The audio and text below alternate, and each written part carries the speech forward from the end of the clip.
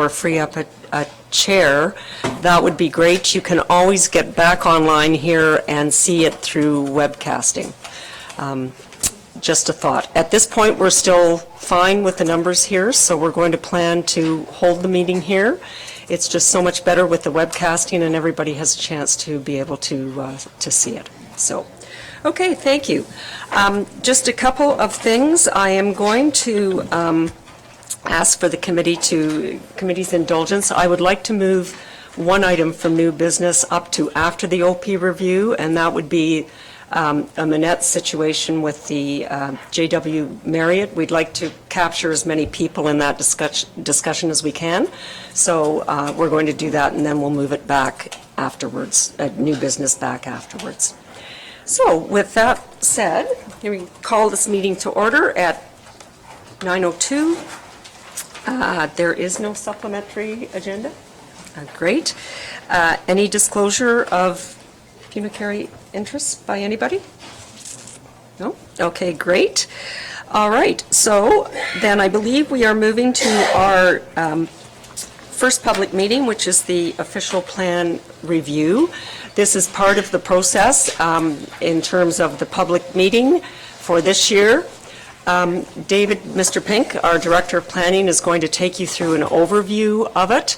And what I really want to emphasize is that next summer, there will be more time for input from the public. Nothing will be written down by then. Ideas will be formulated, but I just wanted to let you know that this is just the beginning of the process. So, Mr. Pink? Thank you, Chair. Good morning, committee members, members of the public. Thank you for attending today. I thought I would just begin the official plan presentation or public meeting with a brief introduction, a brief presentation, just so that committee members and members of the public have a high-level understanding of what an official plan is, why we are here today, and then a very high-level review of the overall process so the public and, again, committee have a good understanding of the overall project. So, let's start with what is an official plan. Thank you, Ryan. It is a document that describes council's policies or principles of how land should be used in the township of Muskoka Lakes. It establishes a vision, a long-term vision, typically 20 years for the community, that, amongst other things, it lets the public know what the municipality's general goals and objectives are for land use. It makes sure that growth meets the community's needs. And it provides a framework for establishing a zoning bylaw as one of the main outcomes to deal with things such as setbacks, densities, permitted uses, heights of buildings, etc. And as planning committee members and members of the public are likely well aware, one of the main times committee members and members of the public deal with an official plan, the policies within are relied upon when reviewing planning applications. So when property owners make minor variance applications or rezonings, we often go through in detail official plan policies, and they provide guidance in the review of those applications.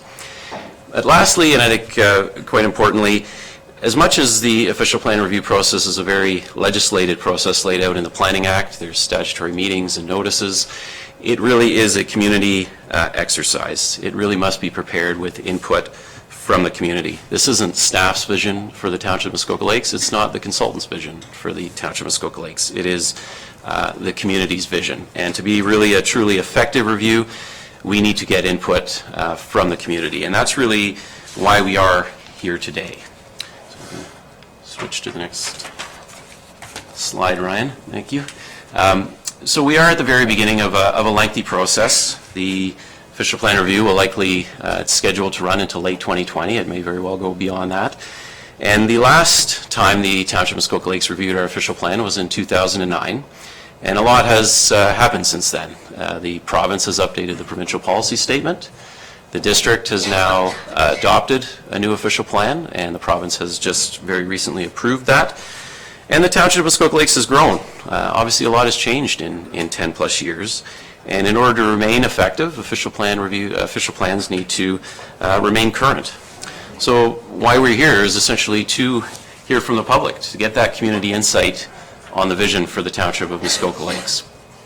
This really is one of the initial opportunities. It will not be the only one, but it is an initial opportunity for the public to offer comments regarding any issue or matter that you feel the municipality needs to look at as we work through this exercise. But there will be other opportunities, and I'll touch on the high-level process in a moment. And it's an opportunity to speak about the current official plan, what you may feel is not working, and this might be wishful thinking, but I'd love to hear about sections of the OP that maybe are working well, that we should retain. But I'll just keep hoping for that. So just next slide, just quickly go over the project overview and the project team. I think everyone is fairly well aware. We have retained lead consultant Meridian Planning, the principal Nick McDonald, and we have sub-consultants, Mr. Jim Diamond, who is here today, and Laura Consulting. And we've also, Council has appointed a official plan working committee, and I see some members here today. Thank you for attending. The members on that committee are Councillors Peter Kelly, Gordon Roberts, Dinelda Hayes. We also have citizens Patricia Arney, Laurie Thompson, Bob Clark, David Sculati, and Liz Lundell. And then the last slide, if we can just quickly touch on the approach and timeline.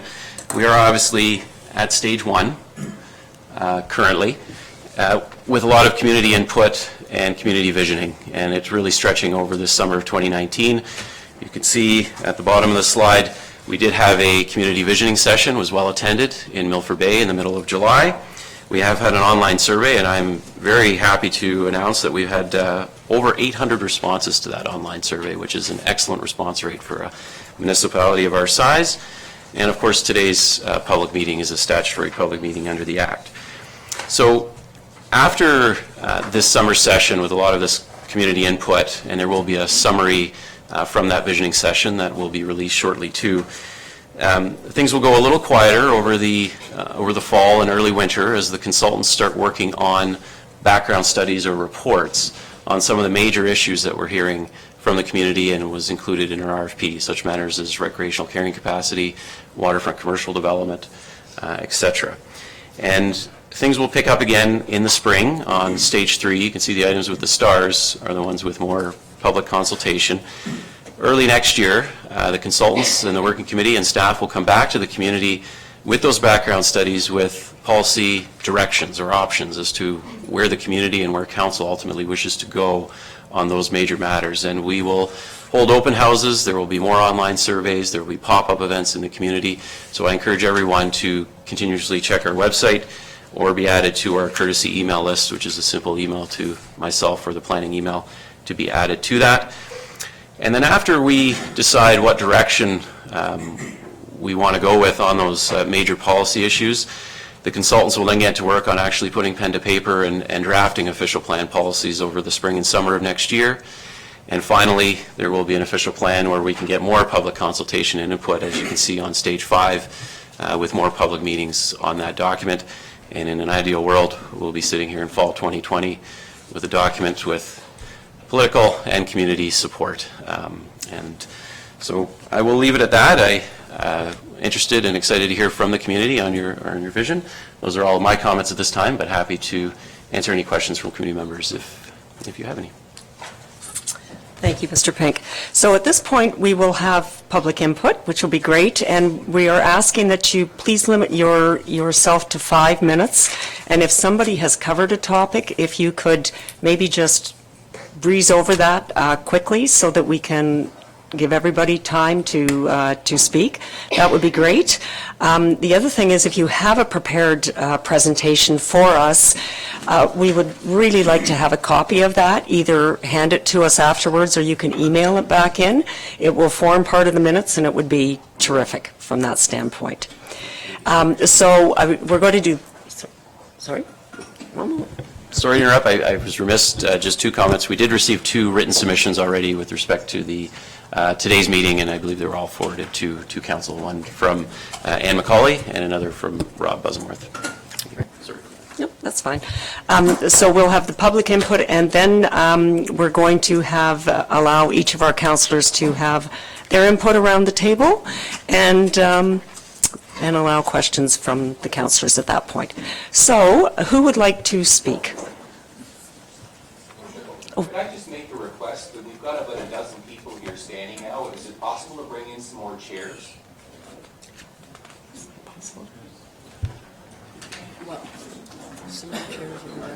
No. I think I'm getting a no from staff. Don't really have chairs. We don't. We take someone's desk away chair. We don't have a lot of meetings and chairs except for the community center, unfortunately. So I'm sorry, but those standing will be standing, I guess. Okay, so who would like, excuse me, who would like to speak? Francis?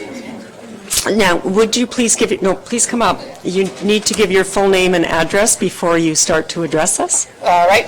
My name is Frances Carmichael, and I live at 13 Admiral Road in Toronto, M5R2L4. Thank you for allowing us to speak today. I had asked if I could be early because I have to go to another meeting, but I didn't realize I'd be the very first person to speak, but thank you. So I'm the chair of Safe Quiet Lakes, and our mission is to ensure that the lakes are safer and quieter, and we have a sustainable enjoyment of a treasured lakeside resource. We are quite a large organization in terms of our reach to people. We did a survey last year, and the response from our cottagers was 3,300 people, which is an overwhelming response, and it shows how passionate people are about the use of the lakes. I'll get into a few results of that first, but first just want to say that we also have the support of many lake associations and of the townships here, including this one. Thank you very much for your support. We have submitted a letter. It obviously hasn't quite left my email yet because we don't have it, but these are a few additional comments. So we believe that the official plan should put the environment first, including the protection of the lake shoreline. And we urge the township to limit shoreline development that would result in increased boat traffic. And one of the reasons for this is that a municipality has almost no control over boating behavior. For example, a municipality cannot impose new boating speed limits or impose no wake zones. A municipality can't regulate boat noise or any noise that's generated on the water. The water is under federal jurisdiction, and any changes to the regulations is a very, very long, slow process. It is something that Safe Quiet Lakes is working on, but we would not be optimistic of anything in the very near future. So a municipality cannot control boating behavior. It's not like you have too many cars as a result of development. You can put in a new traffic light or slip bypass road, but there's nothing you can do if you end up with too many boats. So we would urge the municipality to control lakeside development and hence the potential for the number of boats on our lakes. And that is why we support concepts like recreational carrying capacity. I'm fortunate to have my cottage in Seguin Township, and we enjoy the benefit of that there. At the moment, it mostly best applies to smaller lakes, but it can be adjusted to, for specific areas. I know you have someone speaking about that today. Boating impact studies that have been done in the past and our survey of 3,300 people show that parts of our lakes are already congested and that boating activity has increased prior to the previous survey. And we also found that 85% of 3,300 people believe that the quiet enjoyment of the lakes and listening to nature on their dock is their number one ranked priority. So thank you. Thank you, Francis. Okay. Susan?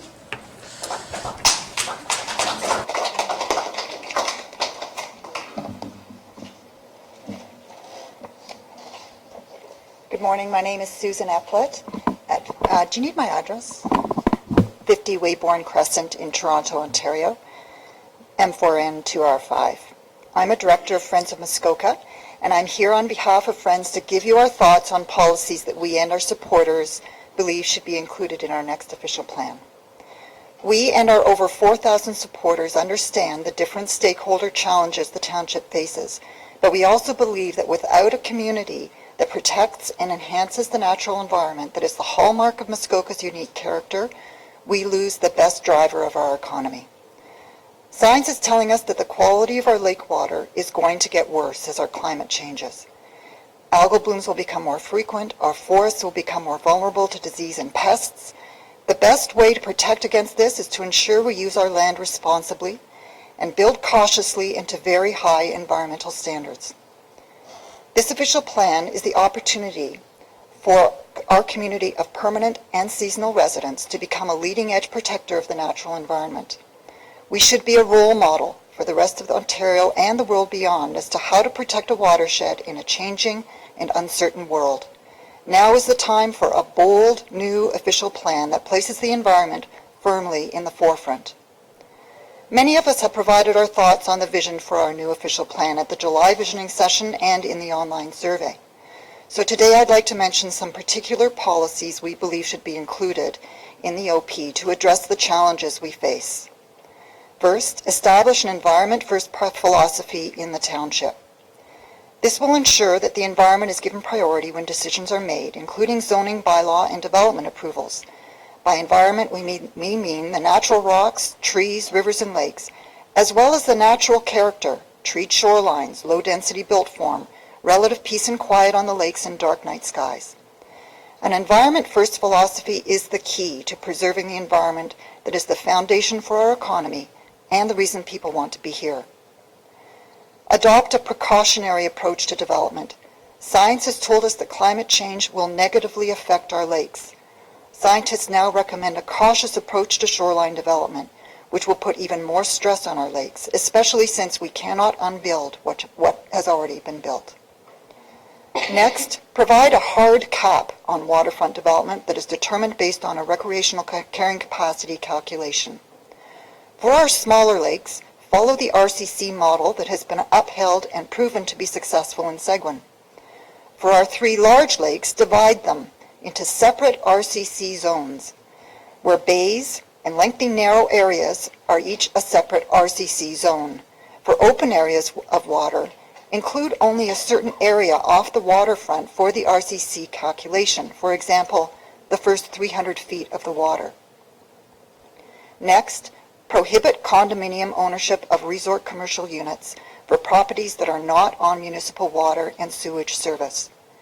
Doing so will protect our lakes from potential septic system issues under multiple ownership and help prevent the creation of high-density residential development on properties zoned as commercial.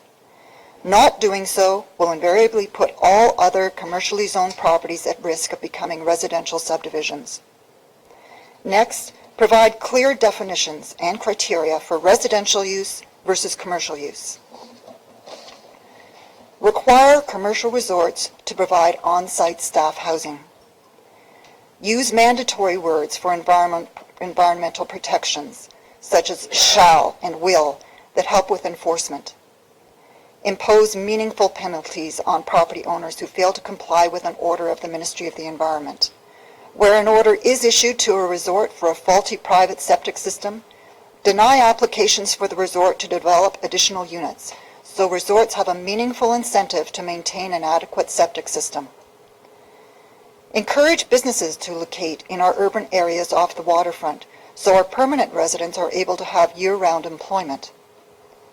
Strengthen the controls on waterfront development.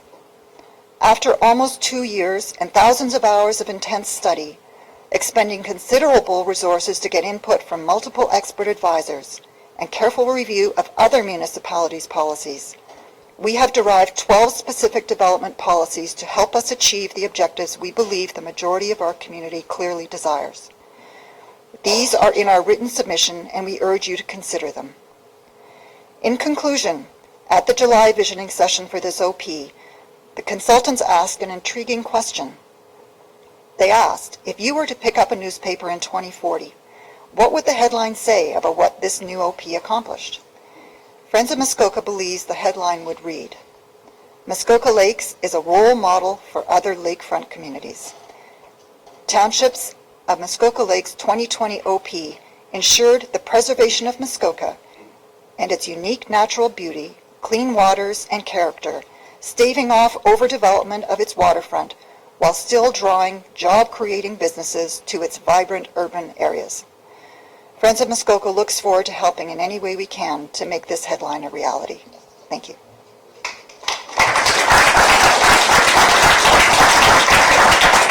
Thank you, Susan. Is the gentleman behind her?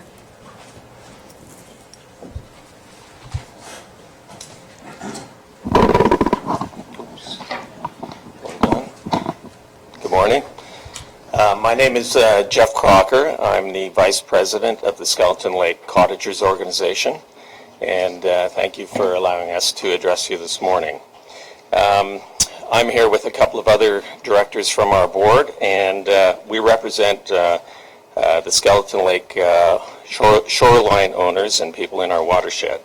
Skeleton Lake sits about 2/3 in the township of Muskoka Lakes and about 1/3 in the town of Huntsville. In 2014, we produced the Skeleton Lake Plan and Stewardship Program after 6 years of extensive consultation with about 1,000 lakeshore and watershed owners. We presented this plan of ours to the council here in 2015. We are asking council to include our lake plan in their new official plan currently under development. Specifically, we'd like council to consider the following matters that we believe need to be included in the Muskoka Lakes official plan. First, that the Township of Muskoka Lakes and the Town of Huntsville harmonize their policies and regulations affecting future development of our lake and shoreline, including minimum lot front coverage of 90 meters for new lots, a maximum building size of about 700 square meters, maximum lot coverage of 8% within 60 meters of the shoreline. Second, to prohibit land uses such as waste disposal, commercial or industrial storage of fuels or chemicals, and aggregate operations in the watershed, and help us maintain our legendary clean and clear water. Thirdly, to recognize the shoreline of the lake as a Muskoka heritage area due to its unique geological history and cultural landscape that has resulted from its origins as a meteorite impact crater. Fourthly, to recognize certain natural and cultural heritage features within the watershed by including mapping of such features in the official plan. And 5, to protect the inflowing streams that feed the lake and all wetlands in the watershed that contribute to the lake, being an ultra-oligotrophic lake with exceptionally low concentrations of phosphorus and exceptionally high clarity, routinely measured at up to 13 meters. So we would be pleased to work with the town and its consultants to ensure that these significant characteristics of Skeleton Lake are reflected in the official plan of the Township of Muskoka, and respectfully request to submit, and I have done that to Ms. Forbes, a copy of our lake plan and stewardship program along with a formal written request. Okay, thank you. And I think I forgot to give you my address. Is that right? It's 93 Willow Farm Lane, Aurora, L4G 6K3. Thank you. Thank you.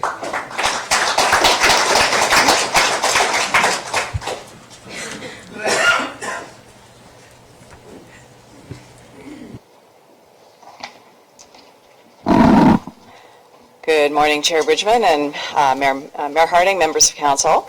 My name is Deborah Martin Downs. I am the chair of the Government and Land Use Committee of the Muskoka Lakes Association, and I'm also a cottager on Lake Muskoka in the township of Muskoka Lakes for the past 64 years. The Muskoka Lakes Association represents approximately 2,500 families in the Muskoka Lakes with our mission to preserve Muskoka for future generations. So this is very appropriate for us here. First, I would like to say how much we appreciate the very public approach that you're taking to developing or updating this official plan.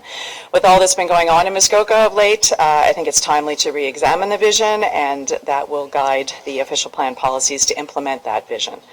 So it's not my intent today to speak to specific policies today, but to suggest key policy areas of interest to the Muskoka Lakes Association.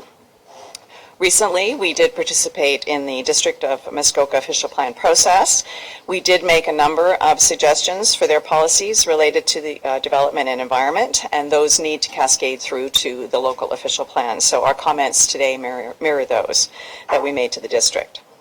The first and most important, and as though others have said it, I'm going to continue to say it, is the first policy area is environment.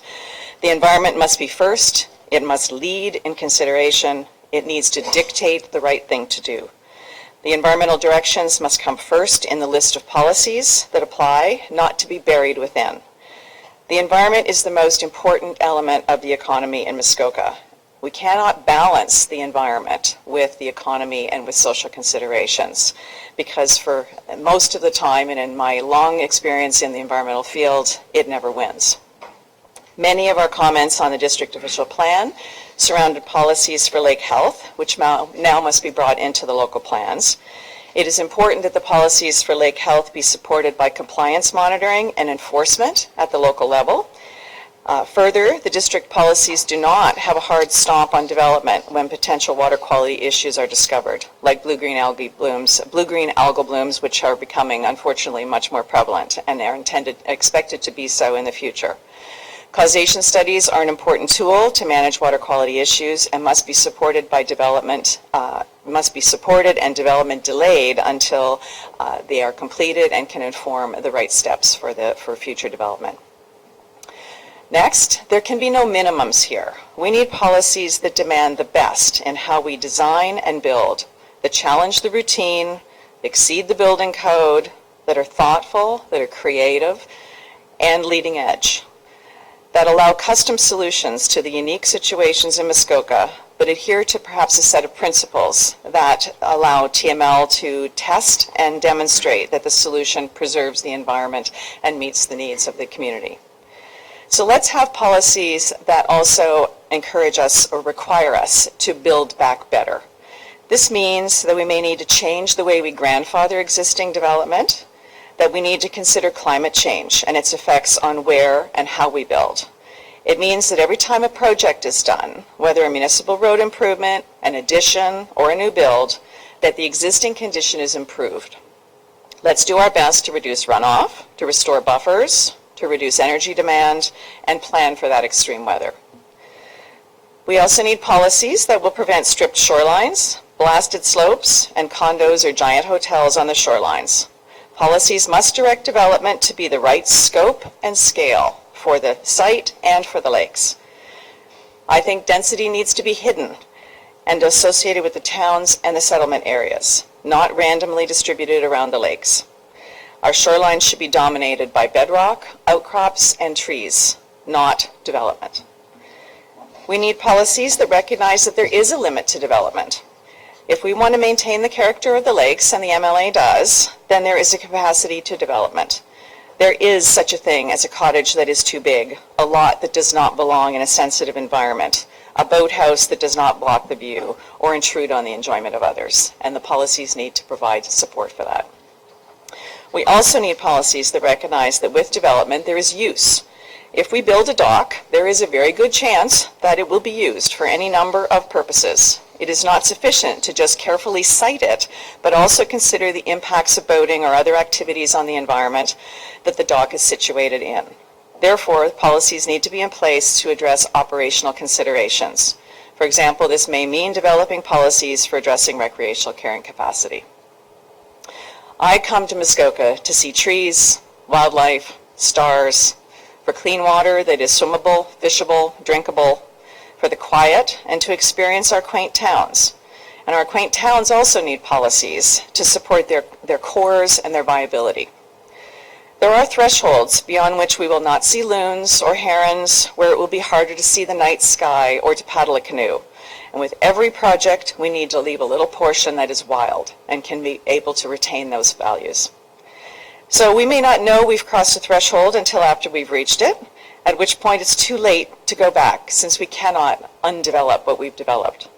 So in the absence of perfect knowledge about the risks of climate change and development, we need to proceed with caution and apply the precautionary principle to our decisions. If by our policies and actions we fail to protect the character of our lakes and environment, we will have failed Muskoka for this and future generations. So I thank you for the opportunity to speak today, and the Muskoka Lakes Association will be engaging in the continued activities of the official plan, and I do have some written comments I can leave behind. Great. Thank you very much, Deb. Thanks.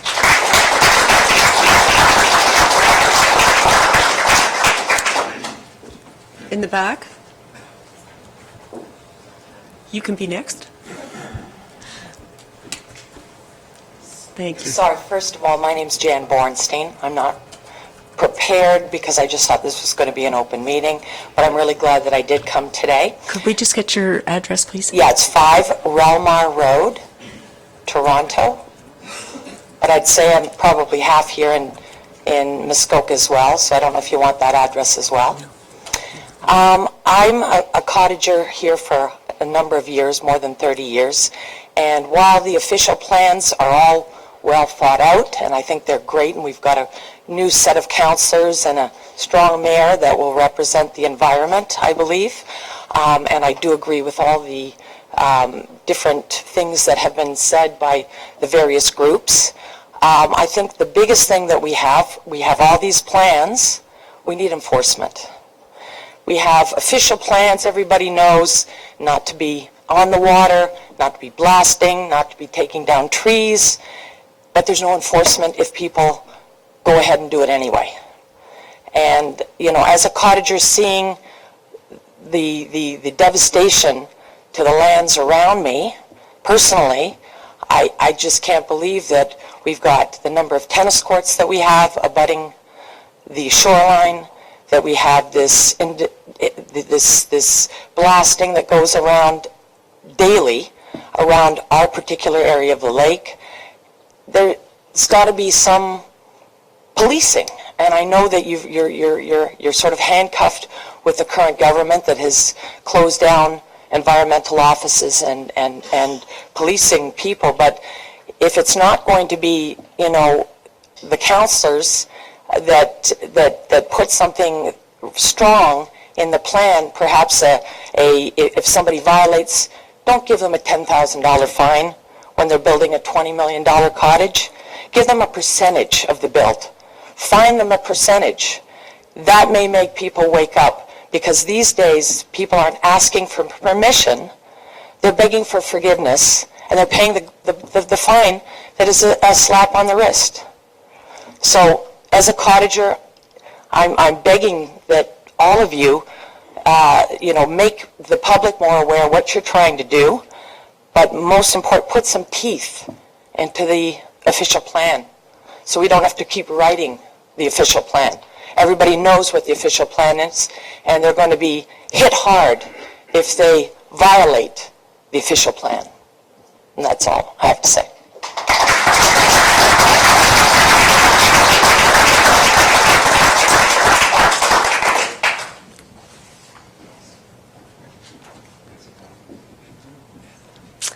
Hi, my name's Fiona Miller, and my address is 380 Belmont Avenue in Peterborough, Ontario. Okay. So I'm 16 years old, and I've been a cottager here my whole life.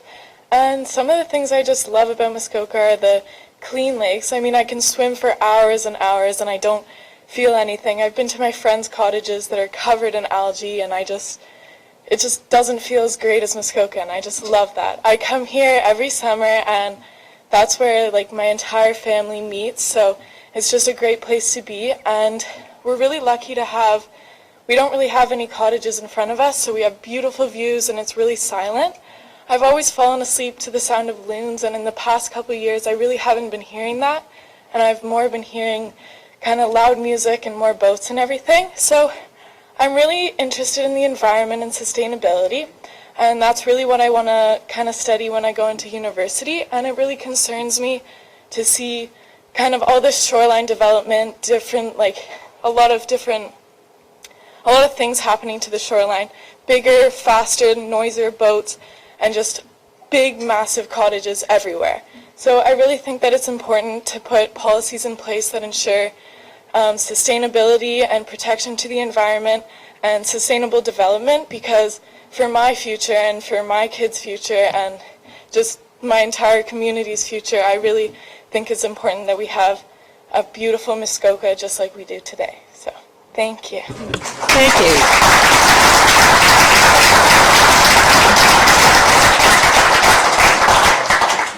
Okay, anybody else like to speak?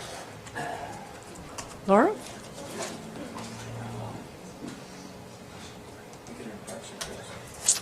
Welcome. Good morning, everybody. My name is Laura Carter. I live at 3883 Highway 118 West in Port Carling, Ontario. I think most of you know the postal code. We live in one of the most beautiful places in Ontario. Some would argue the world. The accessibility to get here is one of reasonable convenience with a fair number of amenities. One thing that is lacking for Muskoka to become a place for more people to call home is that of affordable housing. Affordable housing. I believe many people think of this term as poor quality housing. Here's another term that some know of and is gaining popularity around the world: tiny homes. I ask this council to look at this option as one of the possible solutions to help with the housing shortage we are experiencing here in Muskoka. This is a feasible option for people like myself who live here but only are able to rent, as I will never be able to afford to buy an existing house or build one under the current bylaws and regulations. Hurdles that must be addressed for this to be a reality: zoning changes, building code changes, and septic and gray water issues. And people who are part of Muskoka in one way, shape, or form need to realize having such restrictions to not allow this as a possibility, it is an infraction on our human rights to live how we want to live with a minimal footprint. Most of you probably know the feeling of owning a house and the pride that comes along with it. To have a place to call your own, to take care of, and put your energy and effort into something that is yours. I hope to one day share that sense of pride in this beautiful place, and I need your guys' help to reach this goal. Thank you. Thank you, Laura.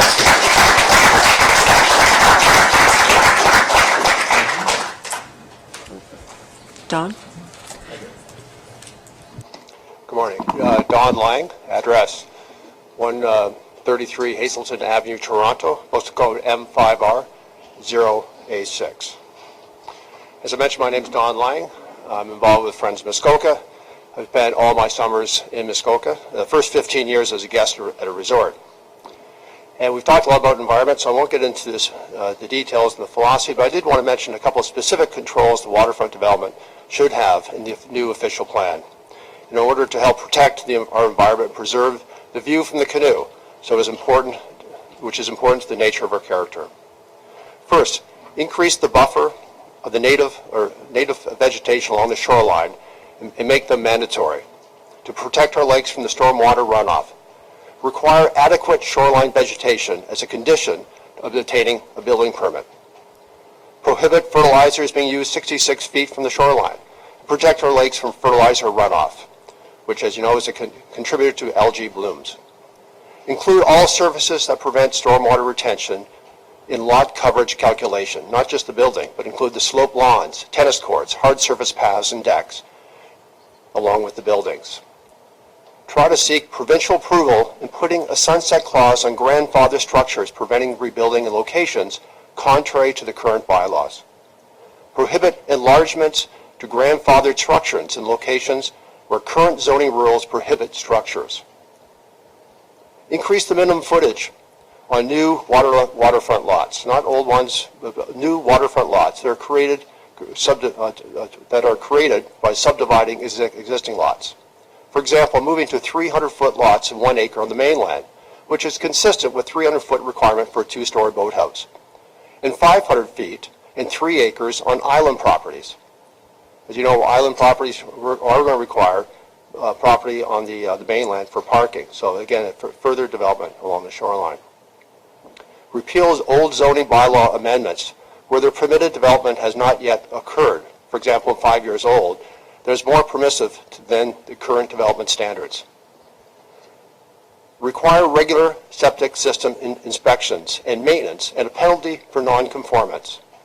Many municipalities in the U.S. require inspections every 3 years.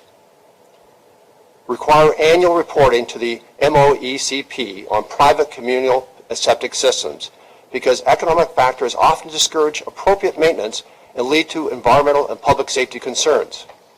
A case in point we've learned just about this week. Prohibit the alteration of the shoreline through blasting, other than minor blasting, such as 1 cubic meter for every area of the shoreline that's 50 feet long and 60 feet back from the shore. Maintain the 1 dwelling unit per property rule, plus boathouse, sleeping cabin. Do otherwise is a slippery slope. Provide strong enforcement mechanisms, which has already been spoken of, to ensure property owners, but also the builders and the contractors, comply with the township rules. I want to thank you. I appreciate the opportunity to provide these thoughts on the waterfront development. And it's your hope that they will include the township's next official plan for the protection of Muskoka, the benefit of ourselves, our families, and our future generations. Thank you. Thank you, Don. Anyone else like to speak? You'll be next. Okay. Ross Earl, 4232 Aspen Road, and my family's been in Muskoka since 1904 and have a major concern for a number of things. I believe that in your official plan you have to take a very strong stand to protect swamps.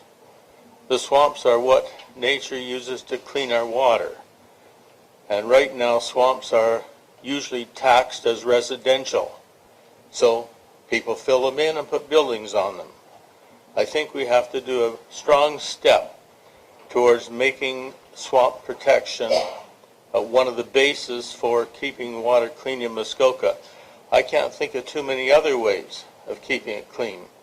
We can check about, okay, we'll test it. Fine. You test it, it's bad, what do you do about it? You can't do very much.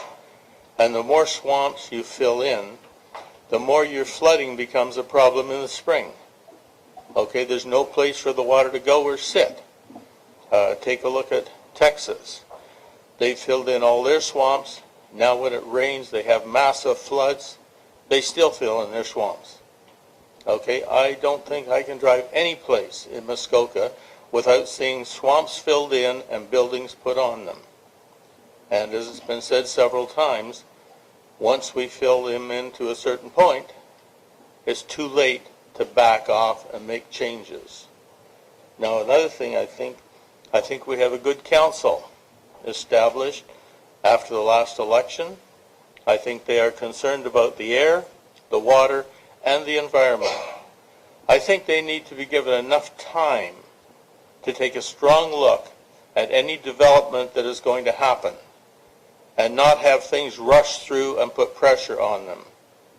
If they are given hundreds of pages to go through before they make a choice and they have 24 hours to do it, they can't make a wise choice.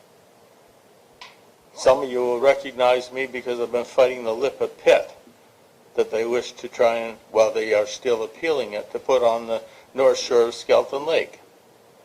We were invited out to High Falls or Port Carling to read some of the tests that had been done to allow this to go through.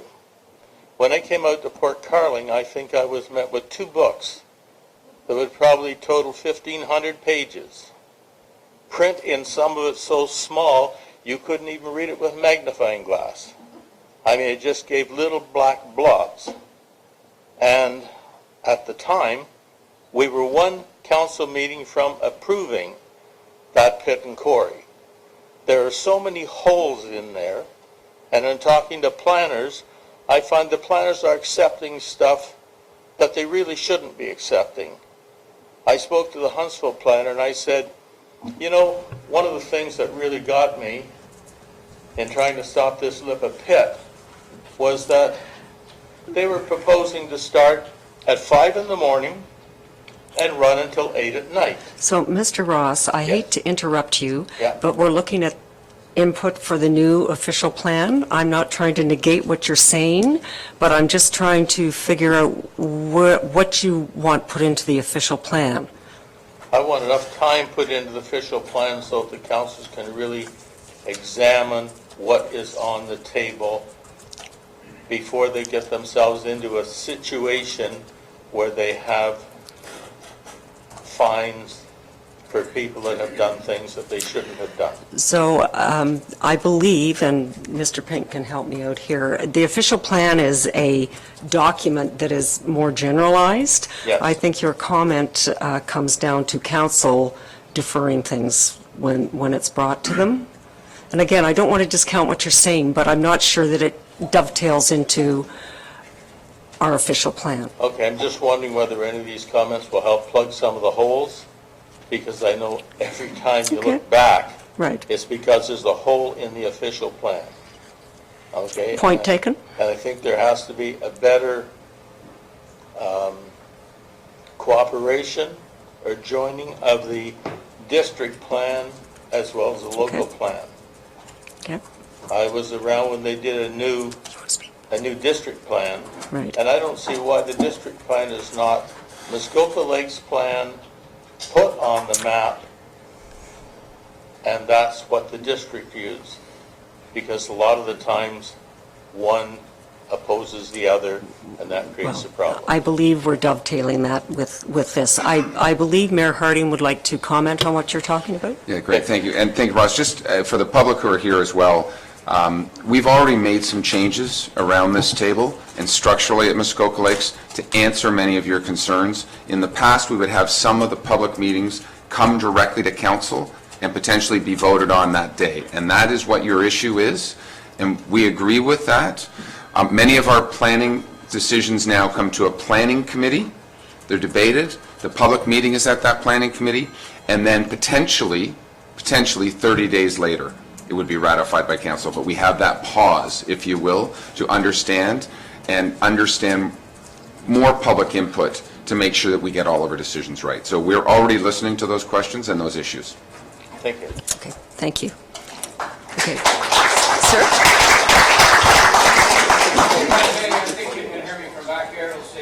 No, if you don't mind, we're webcasting and we need you on record. I won't take long. Thank you.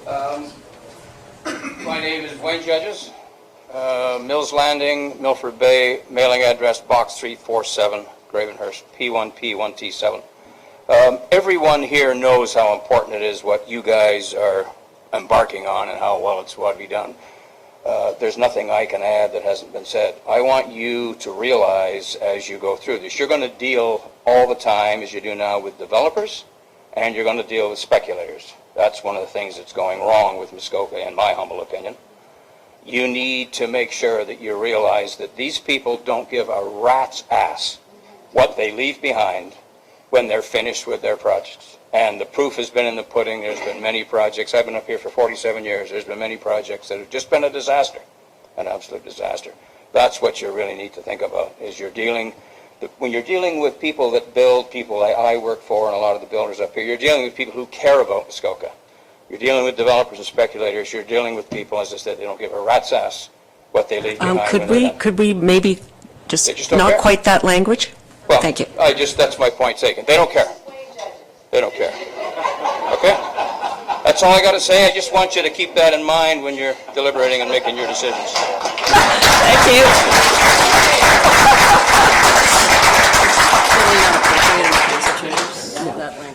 No.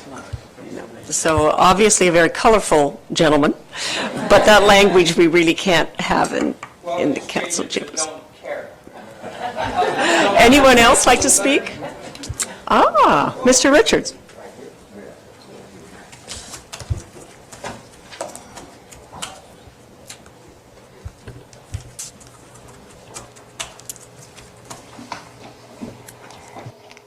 Paul Richards, Madam Chair, Mr. Mayor, councillors, and guests.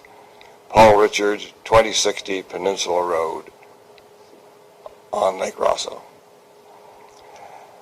I am an active member of the Friends of Muskoka, but I'm speaking to you today as a very long-term cottager and even a resident at one time. And I have very much concern about enforcing and supporting good planning, which is so vital to the future of Muskoka in protecting the environment and the quality of life and our water. And enforcement, if the planning isn't done properly, is so difficult. And we've already heard, I think was it Wayne that spoke so eloquently on the planning? I won't repeat his wording. Sometimes short-term gratification leads to very long-term problems. And what I would like to do is just give some examples of what happens when you don't have good planning.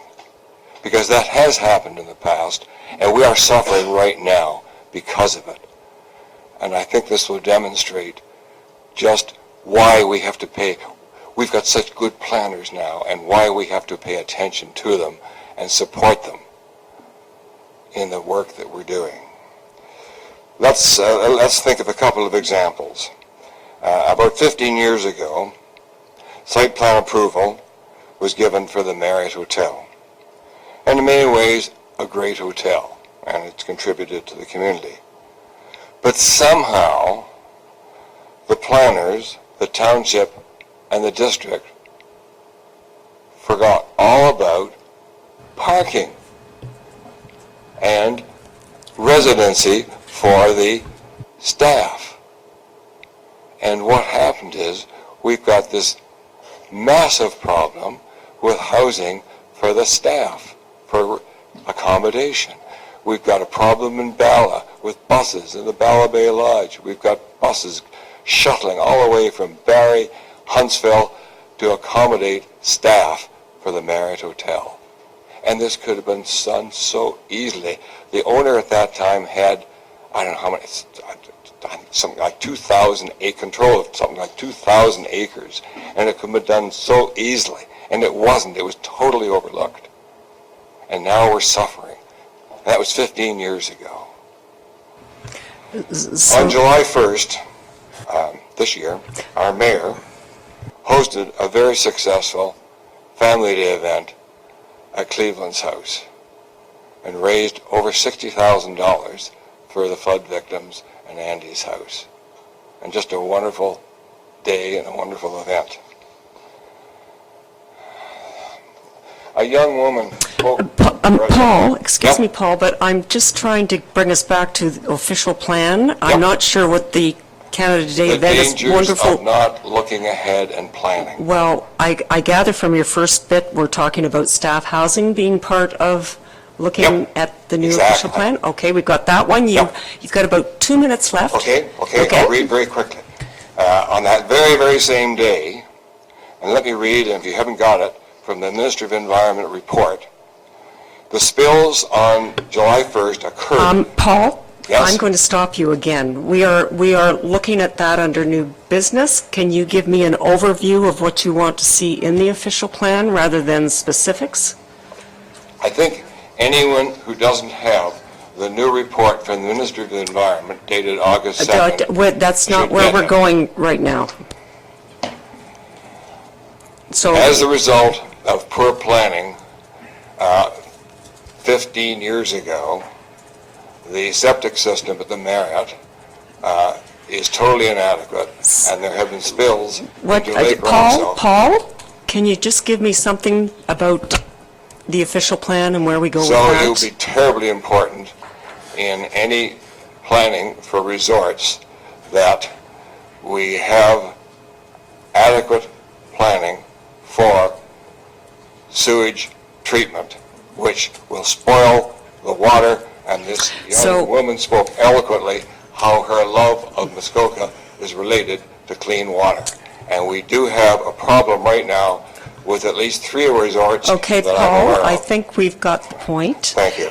Thank you, My and I closing don't... remark is that there are now proposals for resort development for condo applications, and that which would turn the resort units into residences, which would place a major issue for planning in the future, because if the resort has residences, there will have to be new planning for accommodation, for education, health care, social services, and massive tax changes. So I just want to get those points across that must be considered in planning in the future. Thank you very much.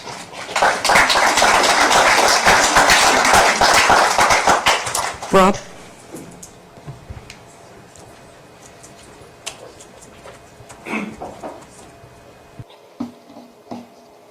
Good morning, committee and the public. My name is Rob Bosenworth. I live at 264 R60 Tobin Island. Our family has been in Muskoka since 1888. I want to thank you for allowing us this public meeting. I'm going to focus primarily on the natural beauty of our shorelines, tree canopy, along with clean water and respectful use of our lakes that are the very essence of Muskoka. I've sent you, as you may have all seen, I've sent you a detailed letter with my thoughts in it. It's long, but I hope you can read it all. Over the last 20 years, we have seen significant development on our shorelines.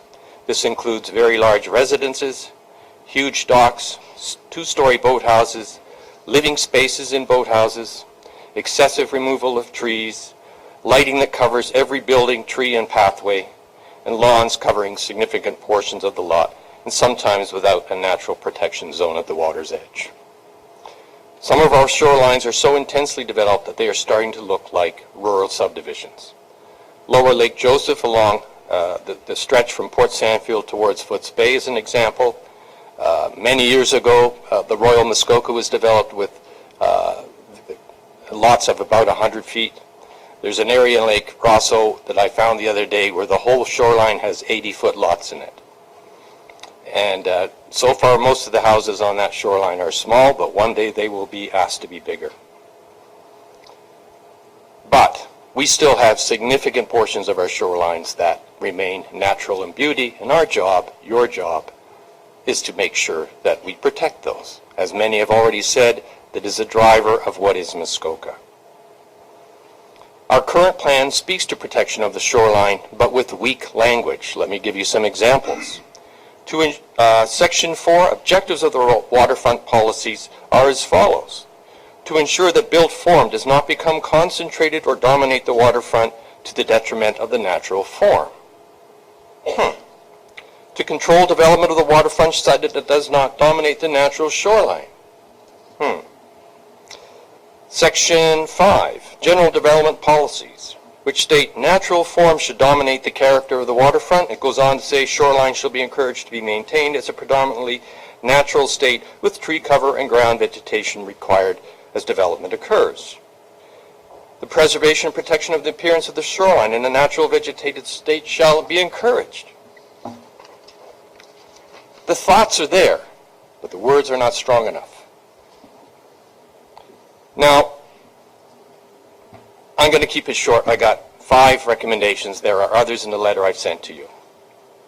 1, add 150 feet to all references to property shoreline length.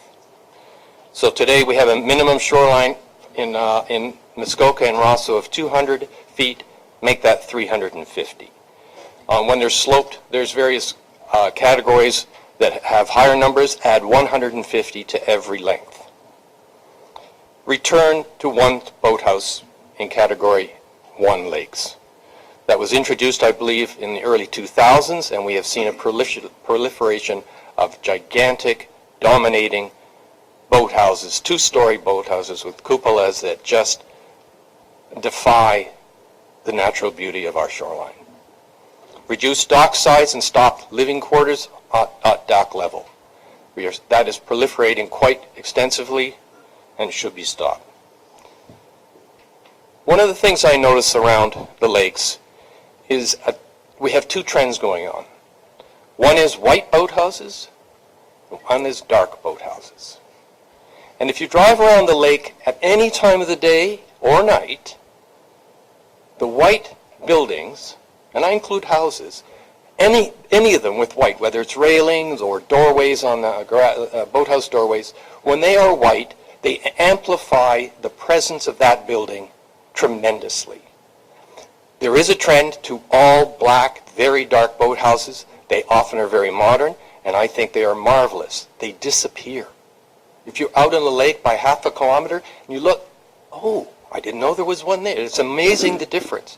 I think we should have an architectural or section on our architectural official plan that restricts colors to earth tones and dark colors and earth tones. It's probably controversial, but I haven't done the numbers, but I suspect half of what is being built is dark. So it shouldn't be that controversial. Finally, everybody's talking about a recreation carrying capacity and where is the end line. We must have an end line. We must know where we stop. In my letter to you, I made two analogies, the tragedy of the commons and a frog in boiling water. In our case, the commons is that many individuals would like to have sleeping quarters over their boathouse, a living room on their 300-foot, on their boathouse dock, on their 300-foot lot. But they don't want everybody else to have one because it will spoil their view and eventually the lakes will become very crowded. We have governments to look after the common good of us all, and that's what we must do in this official plan. Our frog, others have mentioned this, is that once it's built and the shoreline is crowded, you can't remove it. We need to know how hot the water is, when do we turn down the heat, and when do we turn it off.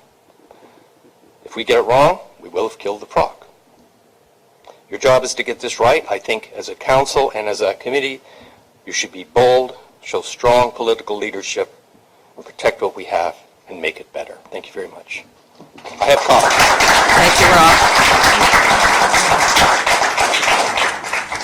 Please make sure every councillor gets one.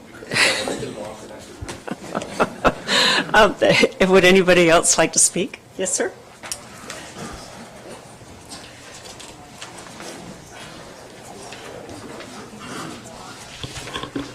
Good morning. My name is Al Moran, 1102 Hamels Point Road, Minett, Ontario.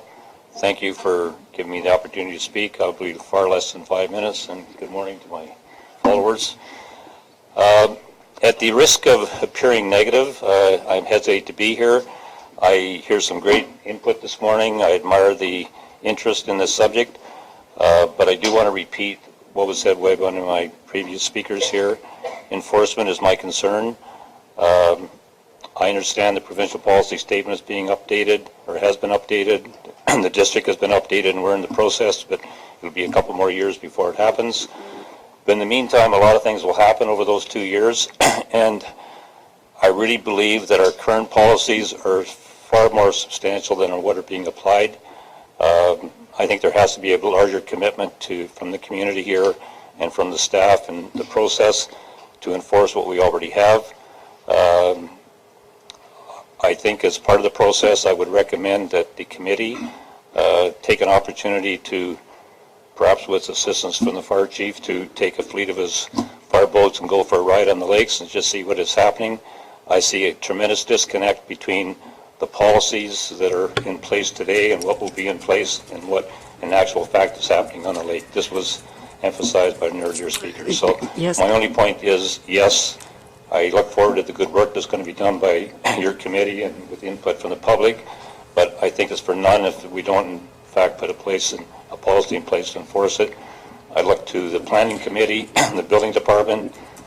So if I could, because I believe your issue is not looking forward in the OP right now, and I understand that. So you are wishing better enforcement going forward. Exactly. I think that's okay. Thank you how very we much. could do that? Okay, thank you.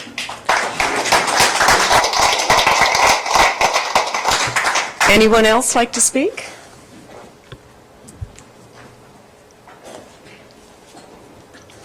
Phil Garrett, 49R60 Tobin Island. I'm not sure to what extent fencing is dealt with in the official plan, and maybe it's appropriate that what is there is enforced. But I notice lots of fences in Muskoka. Looks like a subdivision to me in a lot of places. Impedes wildlife. Frankly, looks like a scar on the landscape to me. So I'd just like to suggest that you have a look at that. Thank you. Thank you, Phil. Anyone else care to speak? Yes, sir?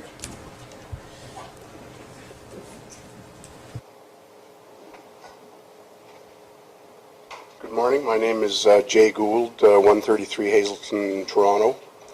I have a comment and maybe a question. When we were building a little more than a decade ago, we had two choices with over 300 feet. We could build a second story of 650 square feet on the boathouse or a 650 square foot cabin in the woods. The difference between the two is that the cabin in the woods had to be 666 feet back. Any additional roof, i.e. a veranda, was counted as part of the 650 square feet. The boathouse, on the other hand, was allowed another 250 feet of coverage, roof coverage, over it, thereby encouraging us to build a second story on the boathouse, which is what we did. Who thought that up? Thank you.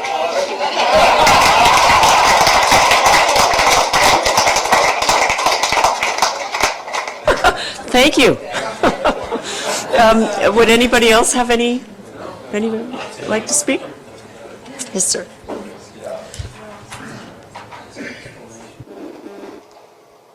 Thanks very much, Chair, Your Worship, and City Council. My name is Tom Miller. Too much coffee this morning. My address is...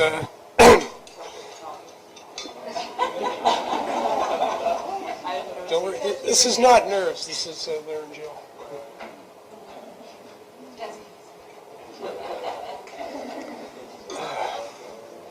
There, that's better. Councillors, my home address is 380 Belmont Avenue in Peterborough, and I just want to say a few things regarding the official plan. One is I support all the comments that have been made, especially I think the one from, I believe his name is Wayne. Don't get distracted by the superficial noise from speculators and developers. You have a very robust depth to your community here who care and love the lakes, care about development, and it's not just about our own cottage experience, but it is about affordable housing, it's about healthcare, it's about education for the citizens of this area, and you have a large community who will support your leadership. There's a new council, a new mayor, an exciting time for you, and I would just push that you take risks, be bold, show your leadership, not just for this community, but also for the province, and I would say nationally and internationally. There's a momentum in the planet right now that we are all quite aware of, and it's not necessarily a positive one, and we need the leadership and the positive momentum that this council can bring to this issue. I work as an emergency physician in Peterborough.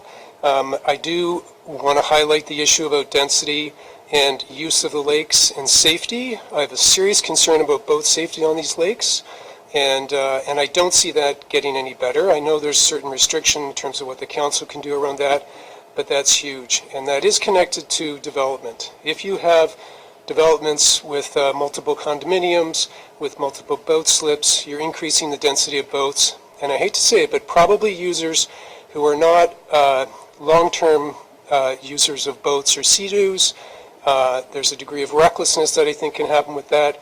We've witnessed it. We've had close calls, and just from an ER physician's perspective, to me, there are lots of serious accidents just waiting to happen, and unfortunately, some of the culpability of that may come back to council if there are serious issues that happen. So, but I do think that rounding this out, it is about the development of this community in a positive, constructive way, and I would just push you to show the leadership that I think everyone here is extremely capable of demonstrating, and thank you very much for your time.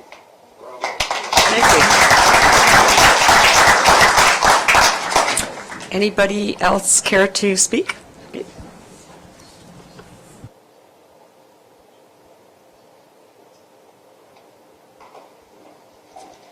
Good morning. My name is Catherine Ross. Can you all hear me?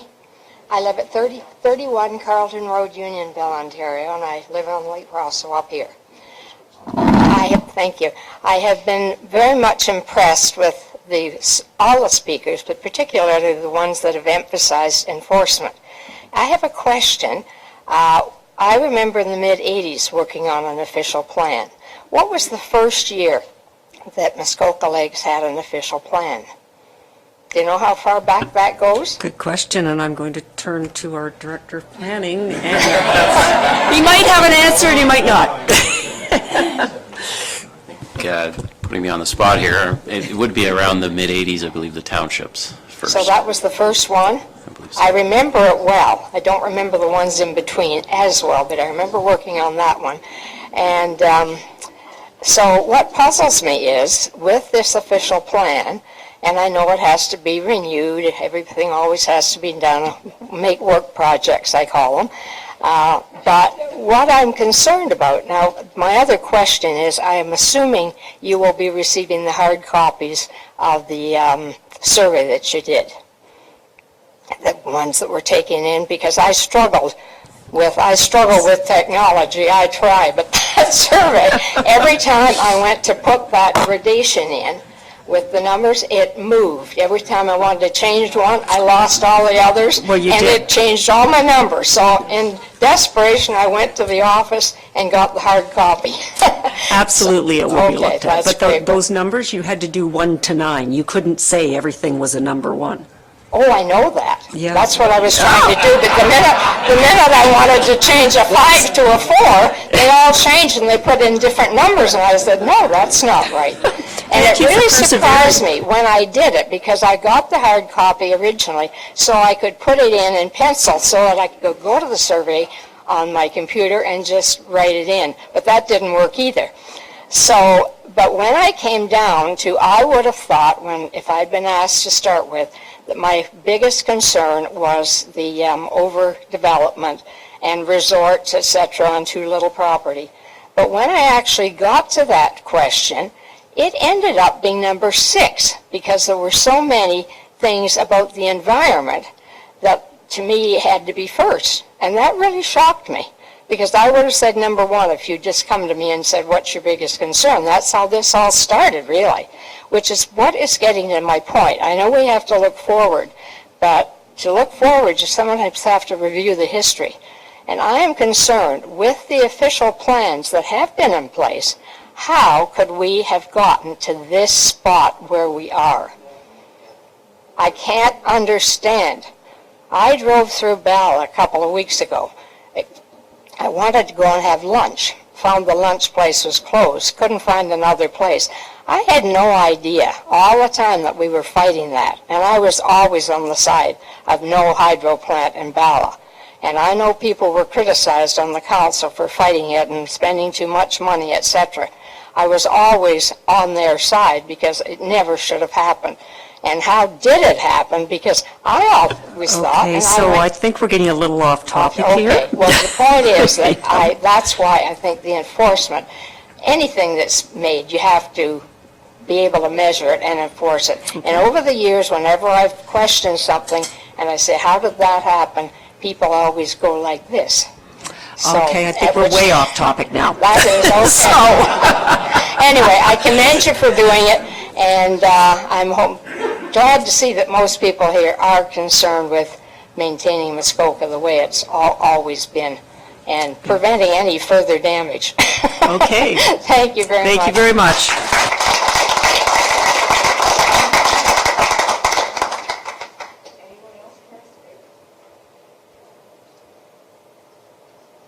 Okay, so at this point, I think what we'll do before I ask committee and councillors for their input, are there any questions from the committee or councillors of anything that we've heard.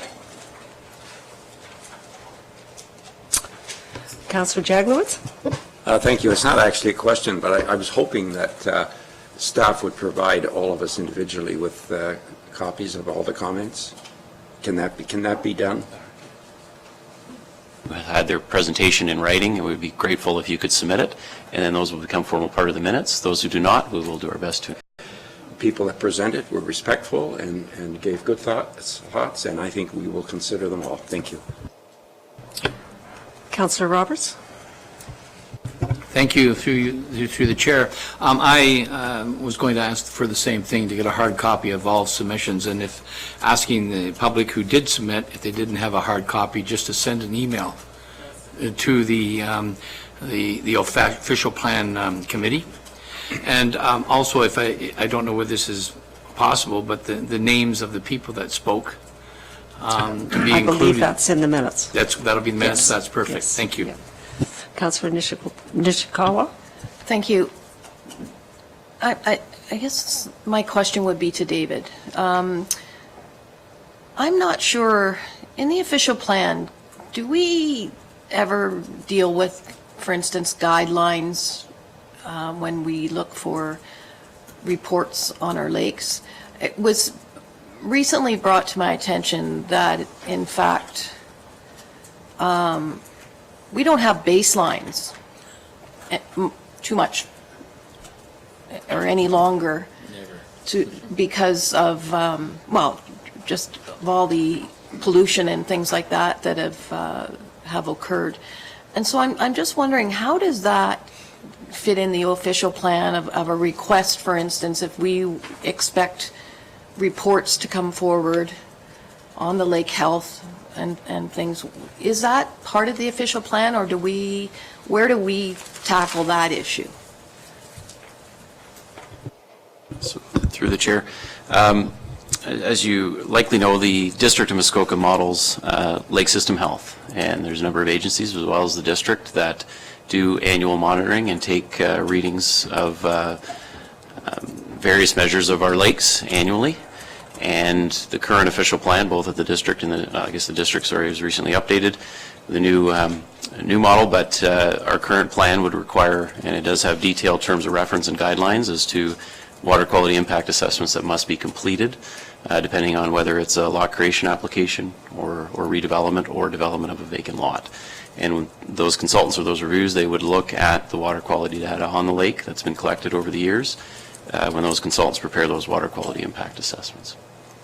So if I may, because I have to have things really simple, is this then something we will, and I don't want to use the district's official plan, I just want to look at our own official plan,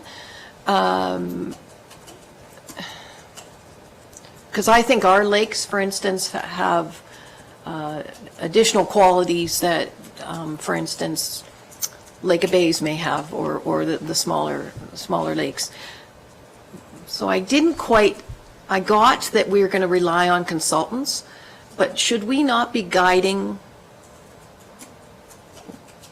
a little more what we're looking for from those reports, and is that available, are we doing that through the official plan? Through the chair. As you, again, generally speaking, we're somewhat tied in that the district official plan, we must conform with it, but we can certainly be more restrictive. So you may recall in the RFP, one of the major background studies that the consultants will start currently working on is how to integrate the district's lake system health program policies into our official plan. Historically, they have largely mirrored each other and have been very similar, but we can certainly explore, and that'll become part of that background review and potential policy directions, whether we want to look at additional parameters of water quality, whether we want to become more restrictive. We certainly can go above and beyond what the district has done. But the district does have lake system health policies in their official plan that we do have to conform with now, but we can go above and beyond. That's right. And That's where I'm getting it. So we do have that opportunity. Yes. Thank you.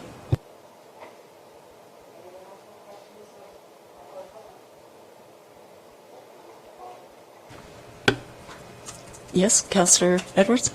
Thank you. Later on the actual agenda that we have is recreational carrying capacity, and I've heard that mentioned I would urge everyone here to maybe stay and listen to what the planner is saying on that. It might be educational. Thank you. Thank you. Thank you. So I don't believe there are any questions. Thank you, everybody, for your input. It was very informative, and as you can tell, it's all going to be captured and looked at and available. A report's available online as we go on through our official plan review website. So now I'm going to go to anybody, councillors, who would like to have their input.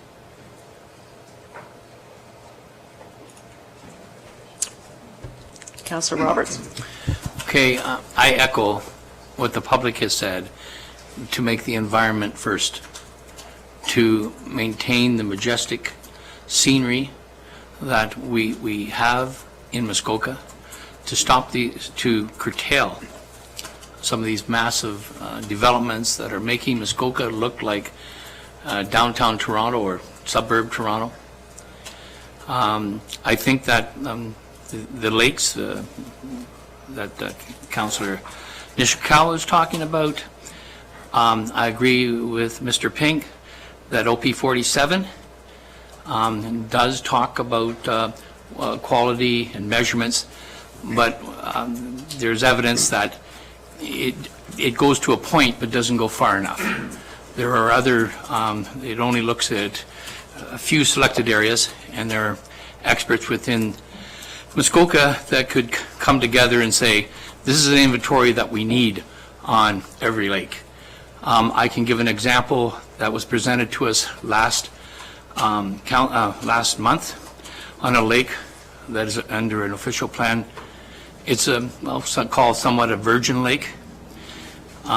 Before it's developed, we should be looking at, our official plan should say, we should be establishing a baseline of what it looks like before development. So we got to get ahead of the curve. We got to protect our. I like the comments that from Safe and Quiet Lakes, that we can't control noise and we can't control boats what we sure in the heck can control the abuse to the shoreline and the ribbon of life. So I'll have more in the future. Thank you. Councillor Jaglowitz. Thank you, Chair. I would just like to repeat something that was brought up by the public, and which has been my concern over the last couple of years, and that's the conversion of resort properties to residential use. And I think that's something we have to take a very hard look at. The resort properties were given a higher density so they could be viable commercial operations, and that was a good goal. But it seems there's more and more they're being converted to residential use or cottage use, and I think we have to look at that seriously, and that's one thing I'm going to be pursuing. Thank you. Thank you. Mayor Harding? Thank you. I'm not sure I can add too much more. I appreciate the public's comments, and we've had a number of visioning sessions so far, and we will continue to do so. I look forward to where our consultants go, start to flesh out some of this stuff so that we can put some real meat into this. The one thing that I think Councillor Jaglowitz brings up, and as we talk about environment first, I think our official plan really needs to understand a slight change in our economy up here. And what I say by that is, in our current policies, we will not downzone commercial properties. Our tourism sector, which is what we have been built on, and we still continue to hear it, that tourism is so important, and it is important. But it's changed. And going to a hotel for 7 days with my family no longer happens. We don't do the meal plan, we don't do the kids' activities. We do many different things in the way in which we vacation, and people who are coming to Muskoka are challenged based on resort properties. Cleveland's House is run down, can't support the old model in their fashion. I'm not suggesting, and understand, that we redevelop that to fractional ownership condominium corporation to sell off the property. What I am suggesting is we have limited at times, I'll call it development, by saying that must remain a commercial property. And I think that's a policy that we need to give some serious consideration to, whether or not we continue to hold on to all of these now defunct commercial properties with significant increased development rights for a market that's not there. Yes, Ruth? Thank you. I'm just going to add a little bit of a different spin that I haven't heard around the table. I've been looking into, some of you know that I'm chair of our Parks and Trails. I've been looking at documentaries across Canada and the States about how tourists are loving nature to death.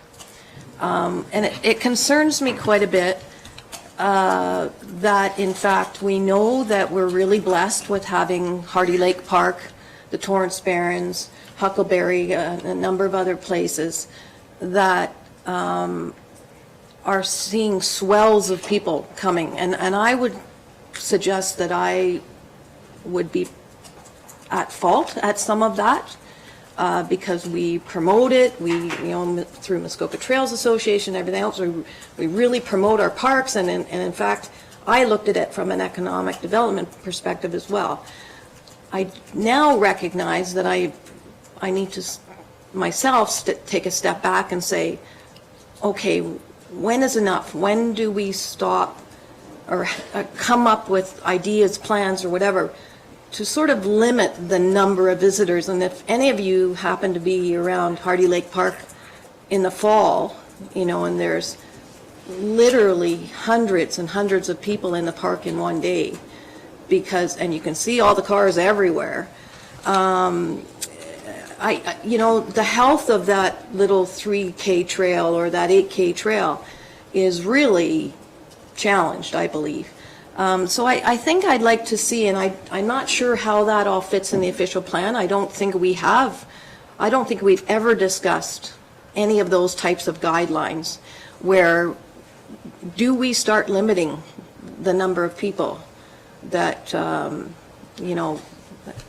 I haven't looked into Algonquin, but I bet you they have that same kind of issue. People are searching out nature, for sure. And we are close enough for day trips, but their impact is still leaving an impact. So I hope that we can find a way to put some kind of guidelines in our official plan for that as well. Councillor Zavitz, I thought I missed you. Okay, so my thoughts are obviously environment first, because for all of us that is critical, and such good input from everybody. But I only heard one comment about things like affordable housing, and that's really, really important to me too. We're looking at our permanent residents, and we're looking at how we can really enhance their living here. So, and I think tiny homes is great. Maybe we're looking at modular units that have lovely fronts on them that blend right into nature, as Mr. Lang was, or I guess Rob was talking about. But I think we need to really look at alternatives for things like affordable housing too. So I would just certainly put that on my list too. So I think what I want to do is make sure that you understand that we are looking at everything. There's been a big concentration on the waterfront here, which is absolutely critical, but it's everything. This is our entire community and all of our residents. So I think at this point we will almost wrap it up. Okay, Councillor Edwards.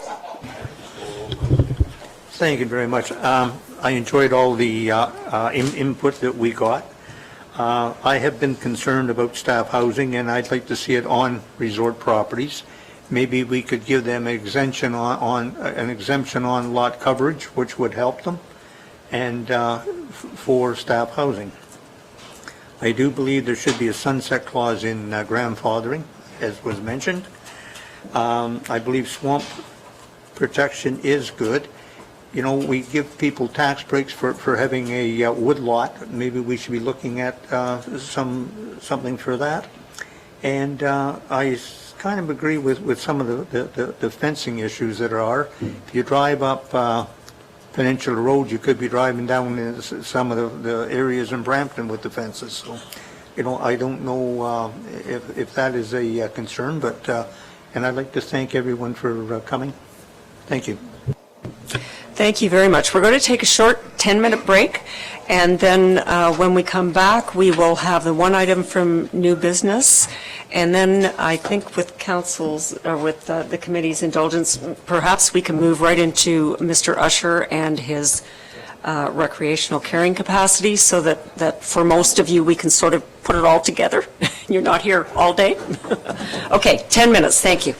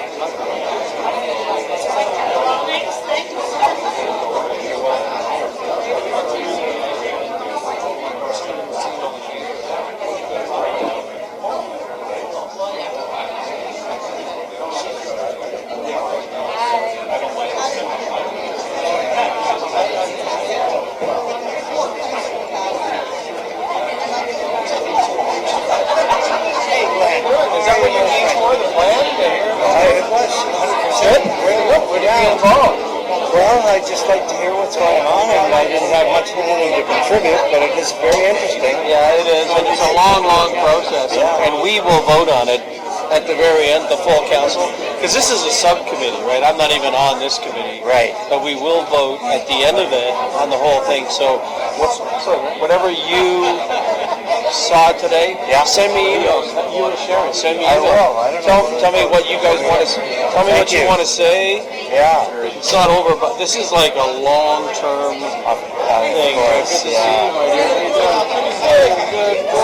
I was just saying to Larry, it's great that you're here. And this is a long process. This is like years.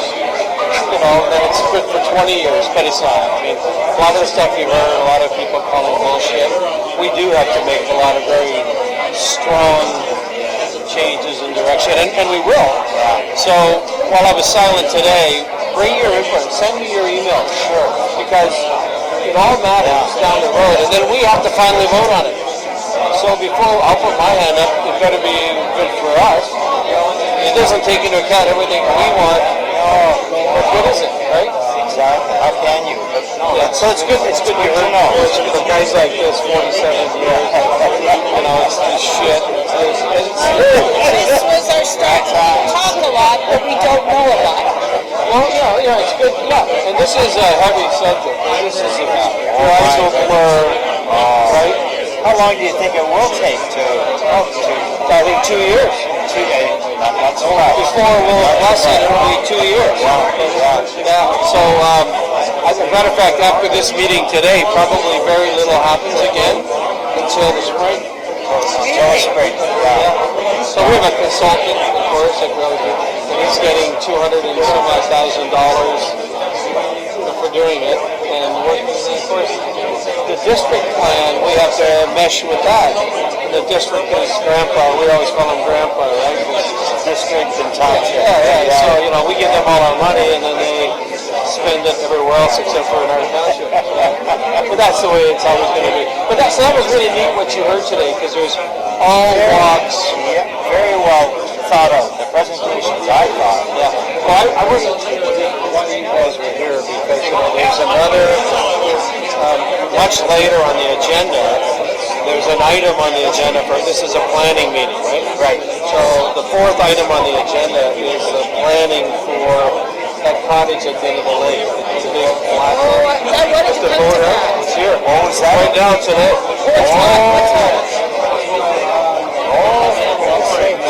She's not in favor of it. I'm not saying I'm in favor of it. What I'm saying is, with Torrance, we don't get a chance to have that kind of enhancement. He spent $1 million. He's going to get penalized. He did some things wrong. He's got to get penalized. Yeah, well, he will, but once he's penalized, okay, we shouldn't tear it down. I mean, at the end of the day, look at Torrance.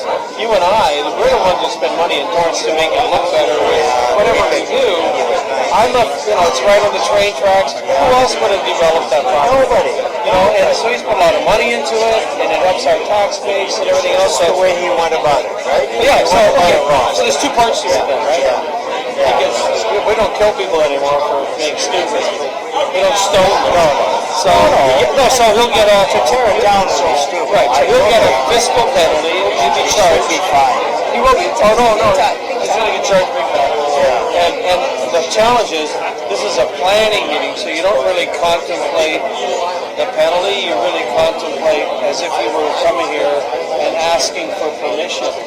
But it will be noted because of he's over coverage too. Not only did he screw up and not get permits, he's also over coverage by 3.5%. So, like maybe.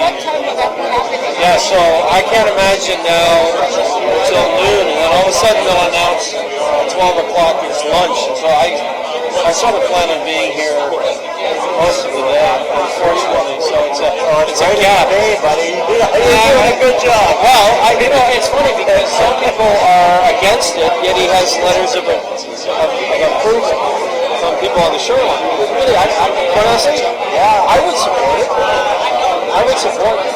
After he pays $52,000 penalties because you're stupid, and he's only over, on that shoreline, because it's on the train tracks, it's underprivileged property, believe it or not. So they have more lot coverage than we do. You and I, we have 10%, but we usually give up to, say, 11. So if he's got 15, and it used to be 20. In 2014, this council changed the goddamn rule for some stupid, I don't know why, but now he's over coverage. So, I don't know, it's going to be really prickly. It's going to be probably the ugliest, probably the ugliest topic that's ever, it's such an obvious, it's a breach, total breach of the rules.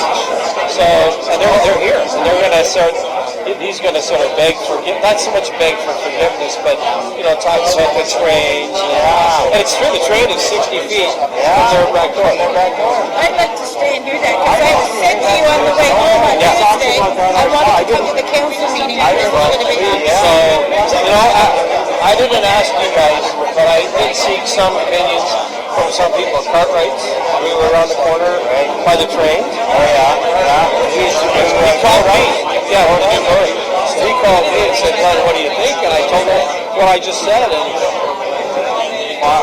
went wild on me. But after half an hour, he could see it. I said, "Why do we keep shitting on Torrance? We want the cars gone from the road in Torrance, and we want development in Torrance. We want Clear Lake. If we had Clear Lake and High, Torrance would be becoming over a long period. We have to make it a better place. Right on. What would we otherwise? Jesus, who comes to Torrance? Turned around a little bit. Well, he did. So now Ann's here. I didn't talk to Ann because you can't talk to him. So Ann, which is his sister-in-law. She's on that shoreline. So I know she's going to shit all over it. I know she's pissed. She's pissed. I think she's pissed. So, this is Torrance. And guys, if you have an opinion, you are allowed to, you don't have to be a delegate. You can say, listen, so a couple of people were pissed off at how he drives his boats. Wow. So he sold his boat. So, in terms of all of that. So, Paul, who owns the jump-off point, Bertram's old place. Right. Oh, God. He came over, he stopped in, had a glass of wine, and mentioned it. It was wild. So there are some really strong, you can't really be that strong for it, or no way. It's not like, I love it. So they're here, and am I supporting them? I don't have a voice here. I do, but I don't have a voice. But as the Torrance board, they are the ones who will listen. Counselor in our area. They'll listen. They'll say, well, it's not my ward. I don't really understand it. The train is 56 feet from, they've built up, and it's ICF, but the train, if you sit there, it'll rattle your brain. And it's 24 times a day now, right? It's huge. It's getting worse. It's huge.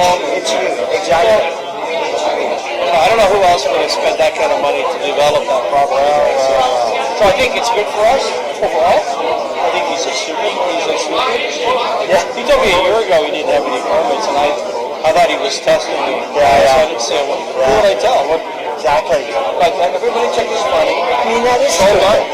He's got $2 million in that cottage. Like, I'm serious. So he's probably got 2.5 in terms of its value. Our cottages are starting to sell again. We've had one near us sold.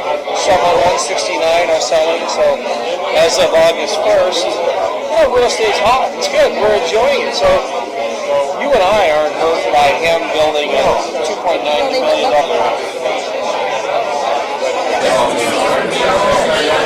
Okay, so... Okay, please sit down.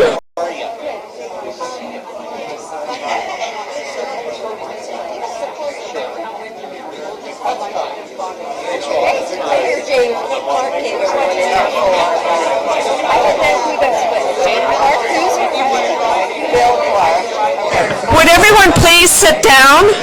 We want to get this moving.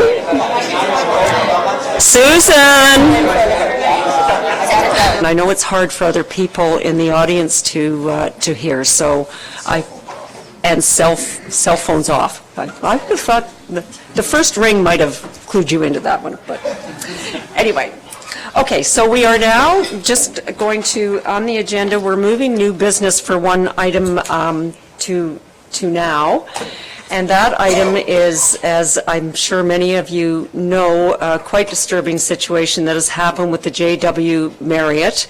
The Ministry of the Environment has issued an order on their sewage works. They are not in compliance, and there's a lot of, I think disbelief might be the right word, actually. And just so you also know that because of the size of their sewage works, it's out of our realm. It is controlled by the province. So we have no authority, no jurisdiction at all on this. We were sent a copy of it last Friday as a courtesy from the province. I did, when I was speaking with our director, though, we certainly can contact them. David knows people there that we can keep up to date with what's happening on the other end, and we would be disseminating that information as soon as we can. I just wanted to reinforce that we're not going to have answers for you because this is not our jurisdiction. So at this point, can you hold that until David's said his bit? I was just going to comment on that, what you just said. Is that what David's going to speak on? No, you go ahead. Okay. I just wanted to add that from my perspective, we do have something we can do. Organizations like that come forward to us for approvals for further development, and we can look at that development and say, clean up that part before you go forward. So I understand, I agree with the chair that we don't have any ability to regulate regarding sewage over 10,000 liters per day, but we do give out rights to build and so on, and I think that's something we have to take seriously. Well, I think we will, but that's another time, actually. So I think what I'm going to ask Mr. Pink to do is just briefly summarize the order, what they've been asked, what they've been told to do. It's not an ask anymore, and perhaps the timelines for that. David, does that work for you? The mercy of a committee, if you wish.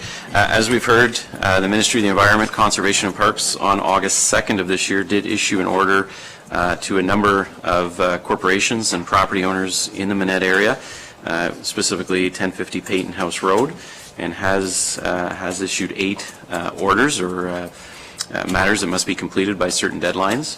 As we've heard, because the sewage disposal system is over 10,000 liters per day of effluent, it does fall under the jurisdiction of the ministry, and we were provided this copy, and it was forwarded to council for your information.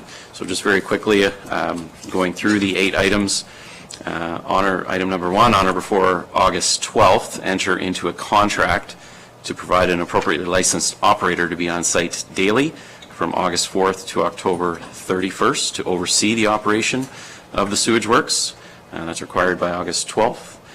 Item number 2, honor before August 12th, enter into contracts with ministry-approved sewage haulers for the provision of services to pump and remove for off-site disposal at a ministry-approved sewage treatment plant any amount of sewage necessary to prevent further overflows. Item number 3, honor before August 14th, provide the undersigned officer with a copy of the contracts.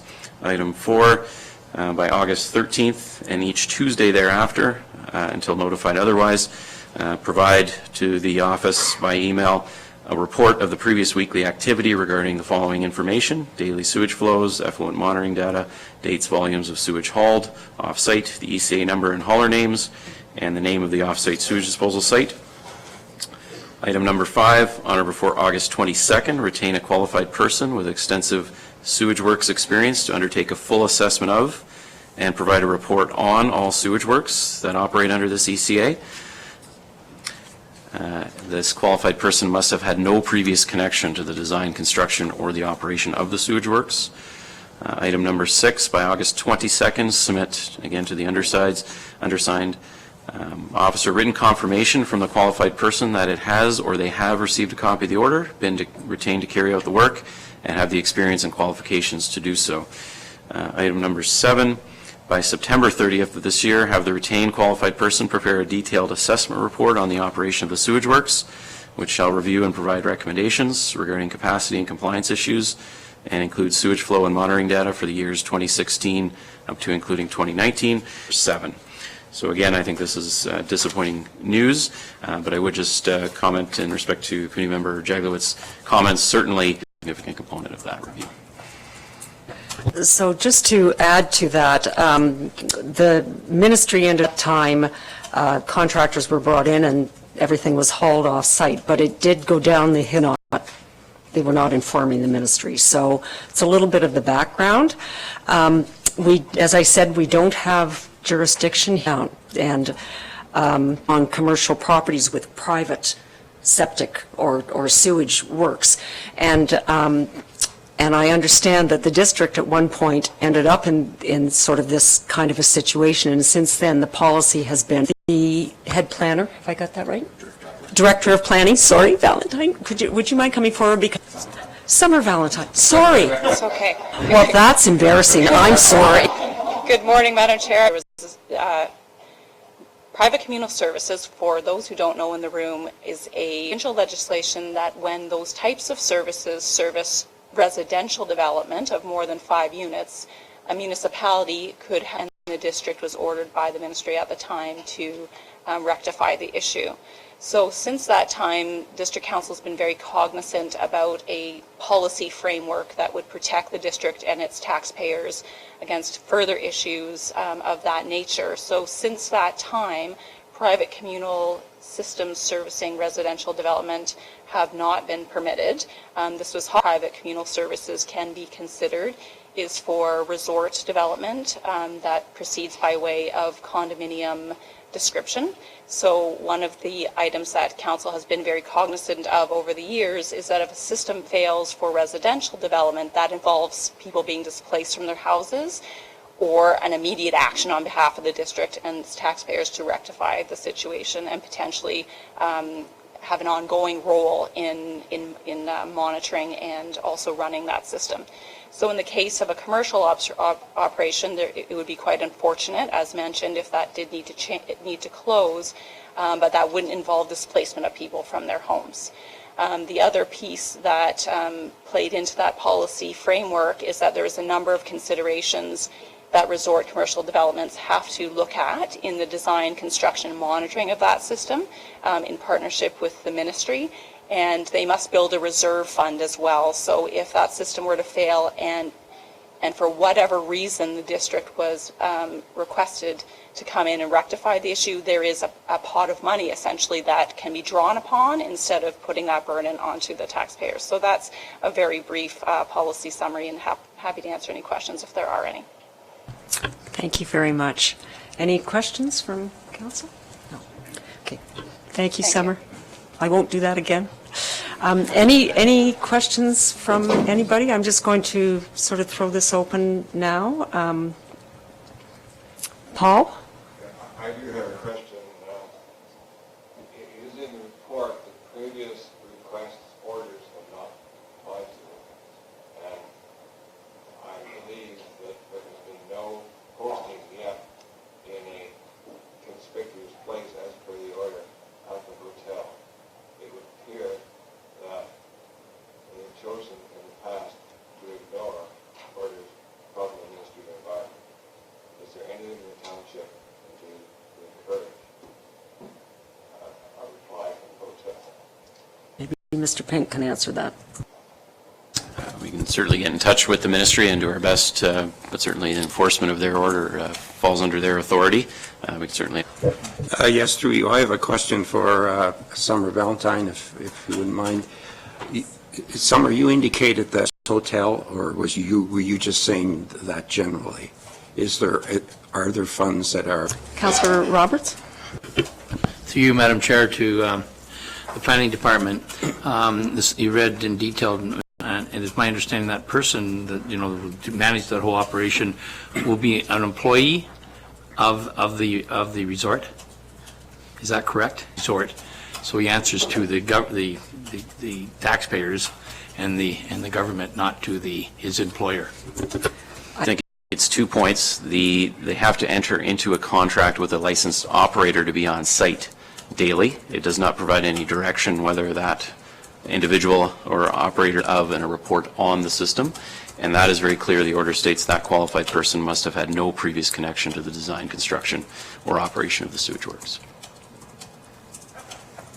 Situation to this was at Gull Wing Trailer Park in Torrance, and we were really challenged because of the province. So lack of staff, all of those other things, because of course that ministry got shrunk quite a bit over the years. I would just suggest that we need to be more vigilant. This trailer park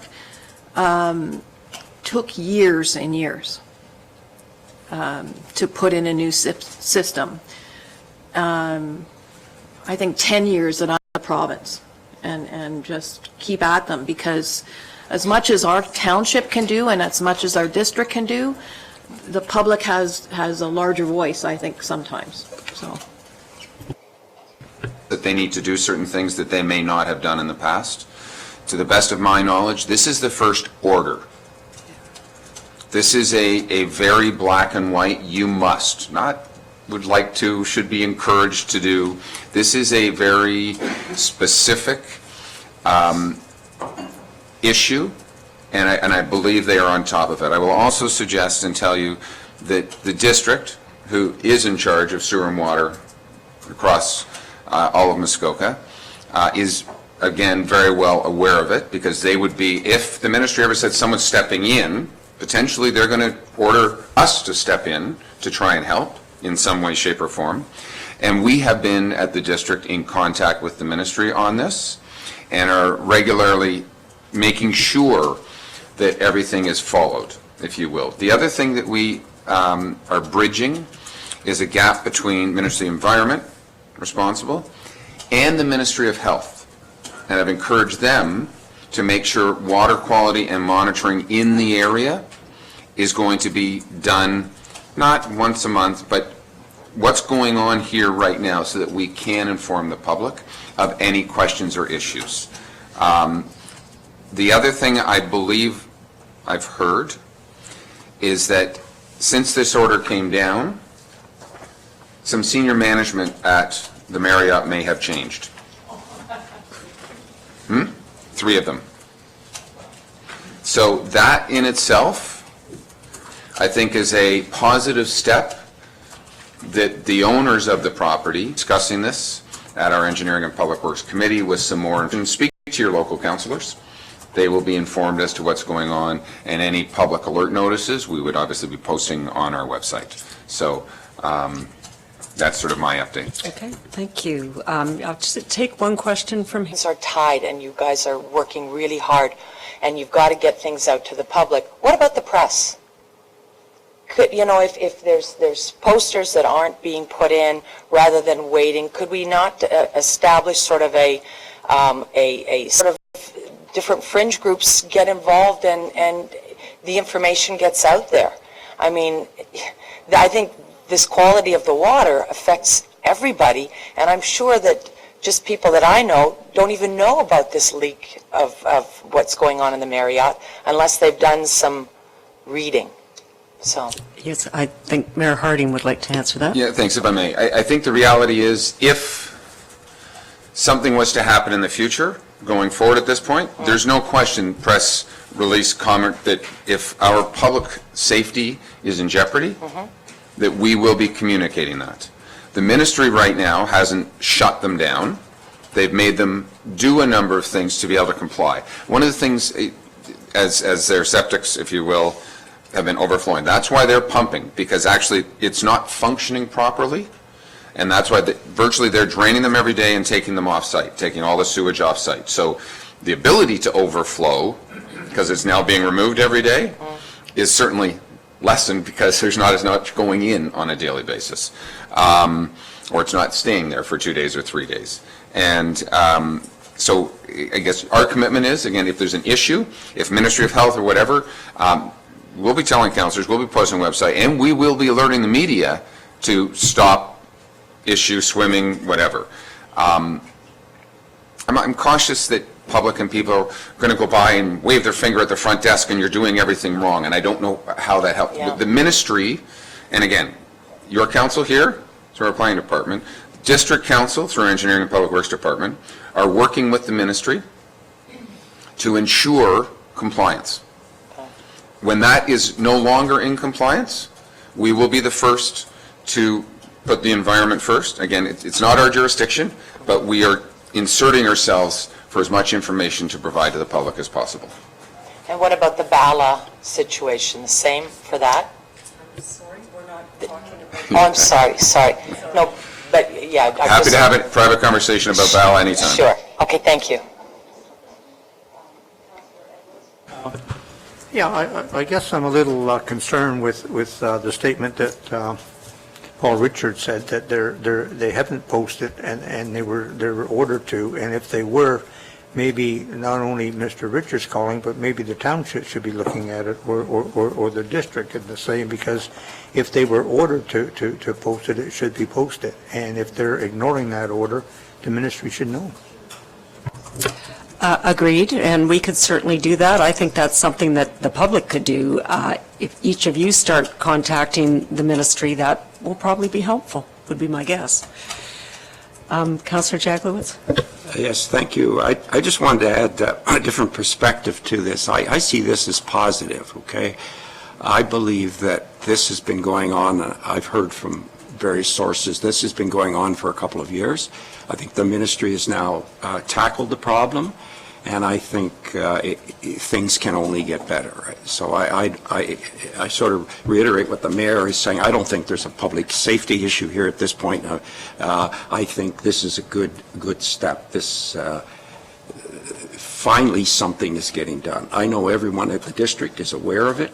I think eyes are on them, and so I think we can move forward and feel comfortable. That's my feeling. Okay, thank you.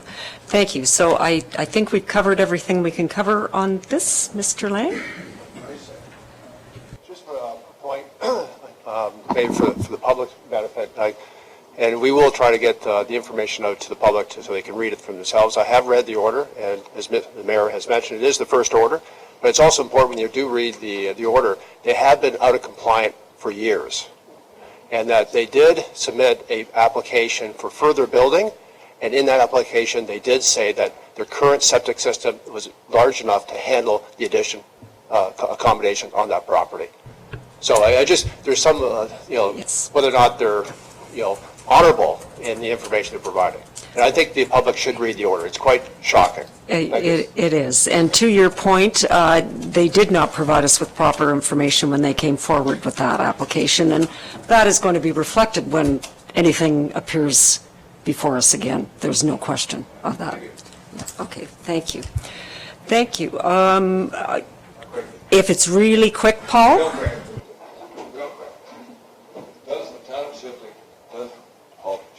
Does the township accept some responsibility for informing the general public?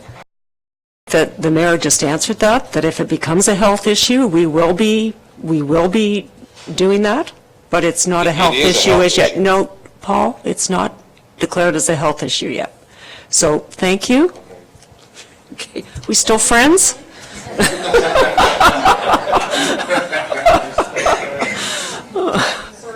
Oh, Lisa, last one. Lisa Grogan Green. I think it is a health issue. There were a couple of paragraphs in the announcement that specifically says people on the golf course were at risk and anybody swimming is at risk. And I want to know why, who right now is testing the water? Like the Ministry of Health, when are they doing it? When is the MLA doing it? And also, why does this not show up? Like, you know, I know that we're looking at this bay for phosphorus, but from what I saw at the last meeting, sorry, related to Mary Jane Lake, is that the district has actually doubled the level of what they consider acceptable phosphorus. So obviously there's phosphorus being dumped in the lake and it should be measured and we should know what it is, and we should know what it is today, next week, a week from now, and all through the summer. Like, this is a really serious situation. I don't agree that it's sort of not a health issue. It is. Well, I think that at the time of the spillage it was over, but now I'm going to guess that it's not, but we will. But people should know, it should be read out in the minutes what happened. We're talking around it. Let's get it right into the minutes. I shouldn't have to go read the report on my own. I don't know, do we put that Like, in? where is that, was that paragraph read out about the fact that people, like, it was spilling down the hill and into the water? I don't believe it was. Well, I think we should read it out so people here know what actually happened.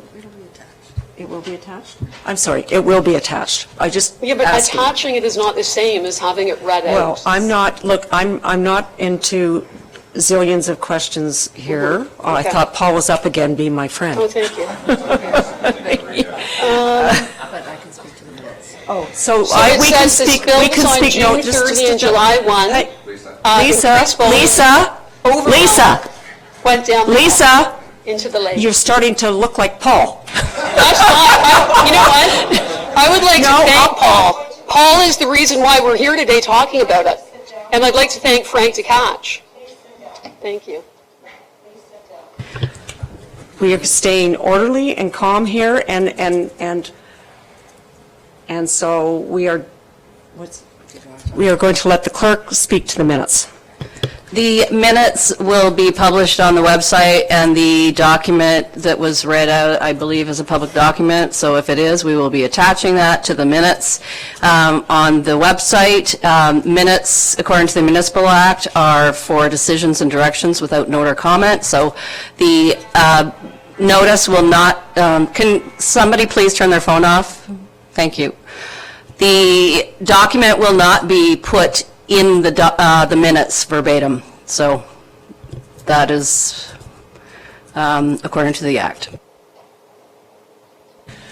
Okay, thank you. We're going to move on with our agenda now, and I believe our first presentation is by Mr. Usher. And in regard to recreational carrying capacity, if you could come forward, Mr. Usher. Thank you.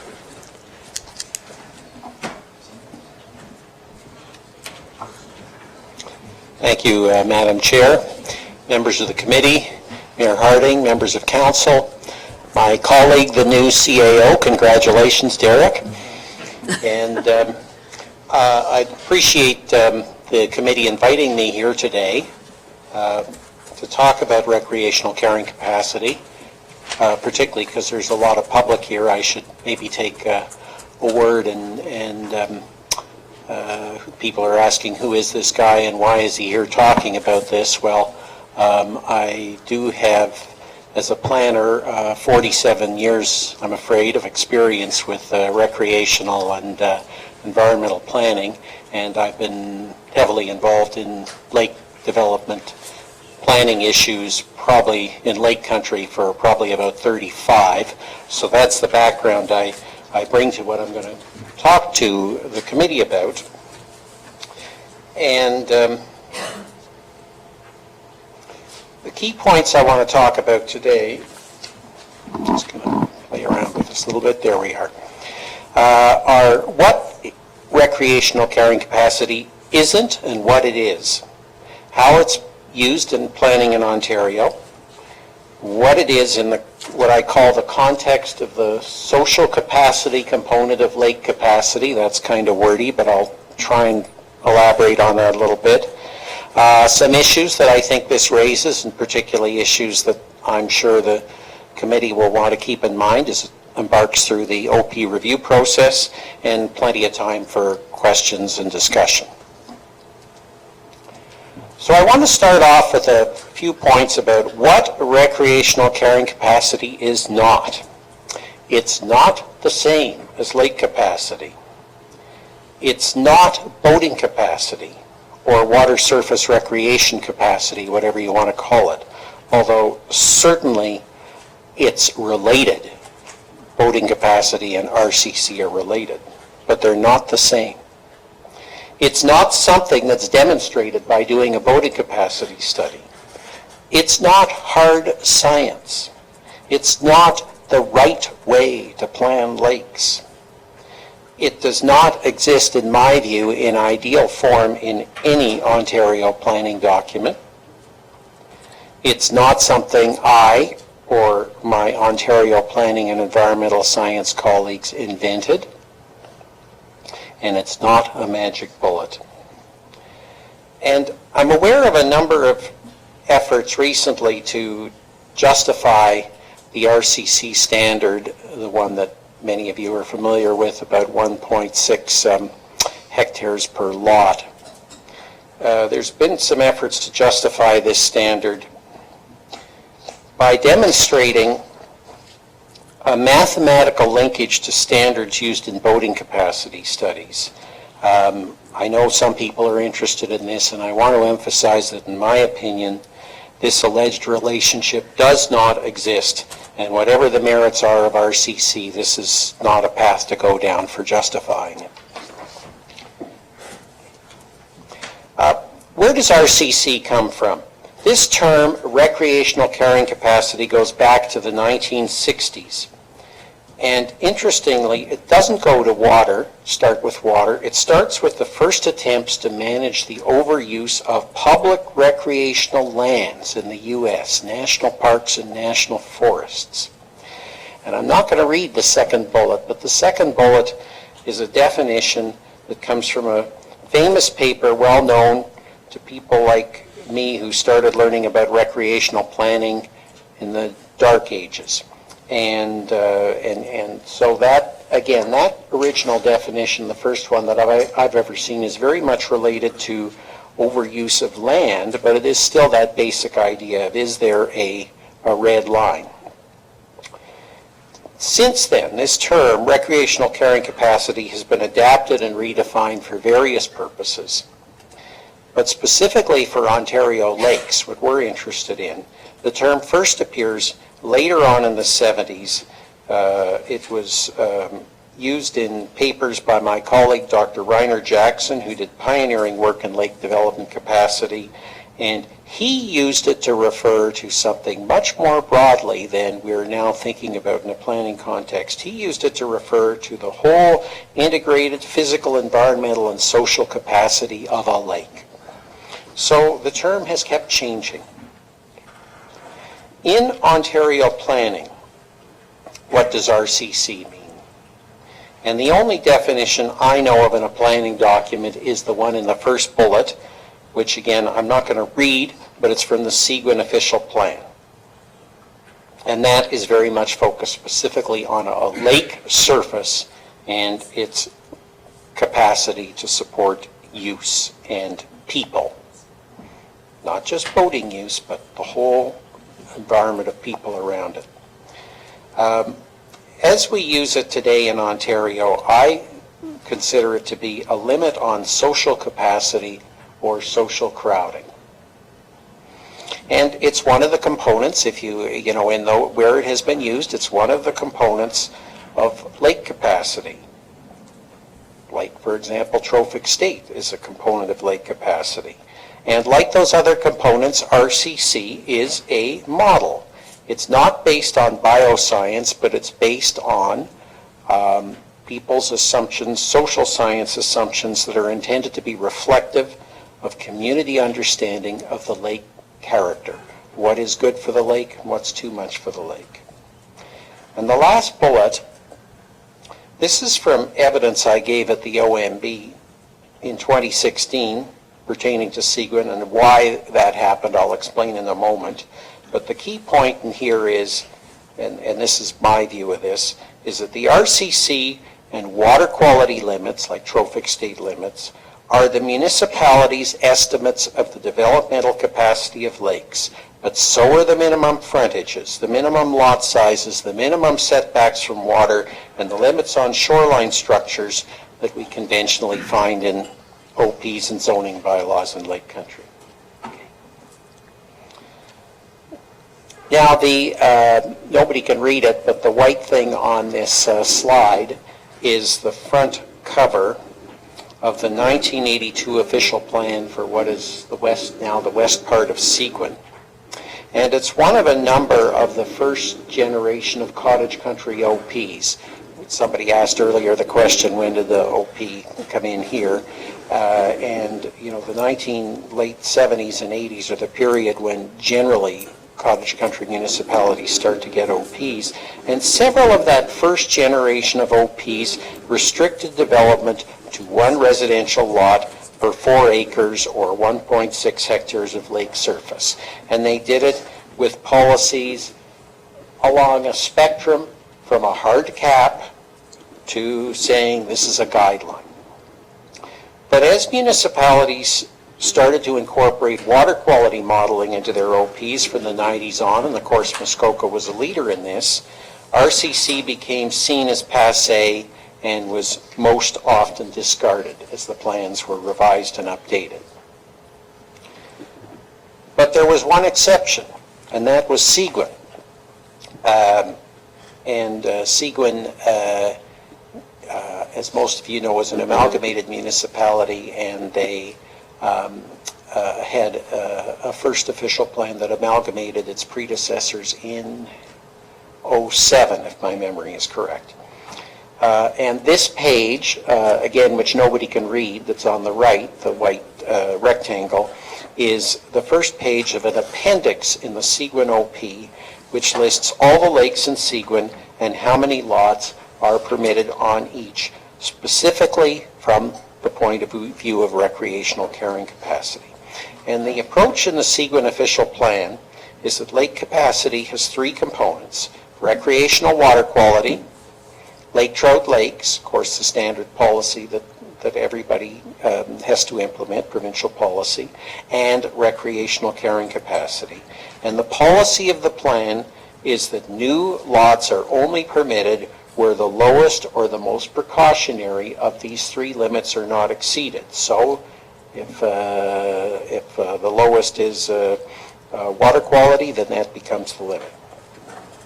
Now, the way they do calculate recreational carrying capacity in Seguin is they take a lake, they deduct the area within 30 meters of shore, and they then say for the rest of the lake there can be 1 lot per 1.6 hectares, and of course that's taking into account vacant lots. So in other words, no lot can be created if there are already vacant lots up to the limit. So it's 1.6 hectares, they calculate it as 1.6 hectares per residential lot and 0.8 hectares for a tourist accommodation unit. Now, I want to tell you something. I don't know where that 4 acres per lot came from or what it was based on. And I don't believe there is any planner still practicing in Ontario who does know the answer to that, where that number comes from originally. So, as I said, if it works out from the table that the lake is over capacity based on this, then there are no new lots, and there are several lots in that category, several lakes in that category in Seguin. Now, I was referring to the OMB hearing, which many of you have either heard about or have some familiarity with, that took place in Seguin. Osler Lake is one of the lakes on the overcapacity list, and there was one severance proposed on that lake. Staff recommended approval. Council refused that recommendation, and I gave evidence for council. And the board upheld council's decision. This was the first real test of the RCC approach at the OMB, and the board validated it. Now, my esteemed colleague, Mr. Diamond, who is here and is going to be advising you,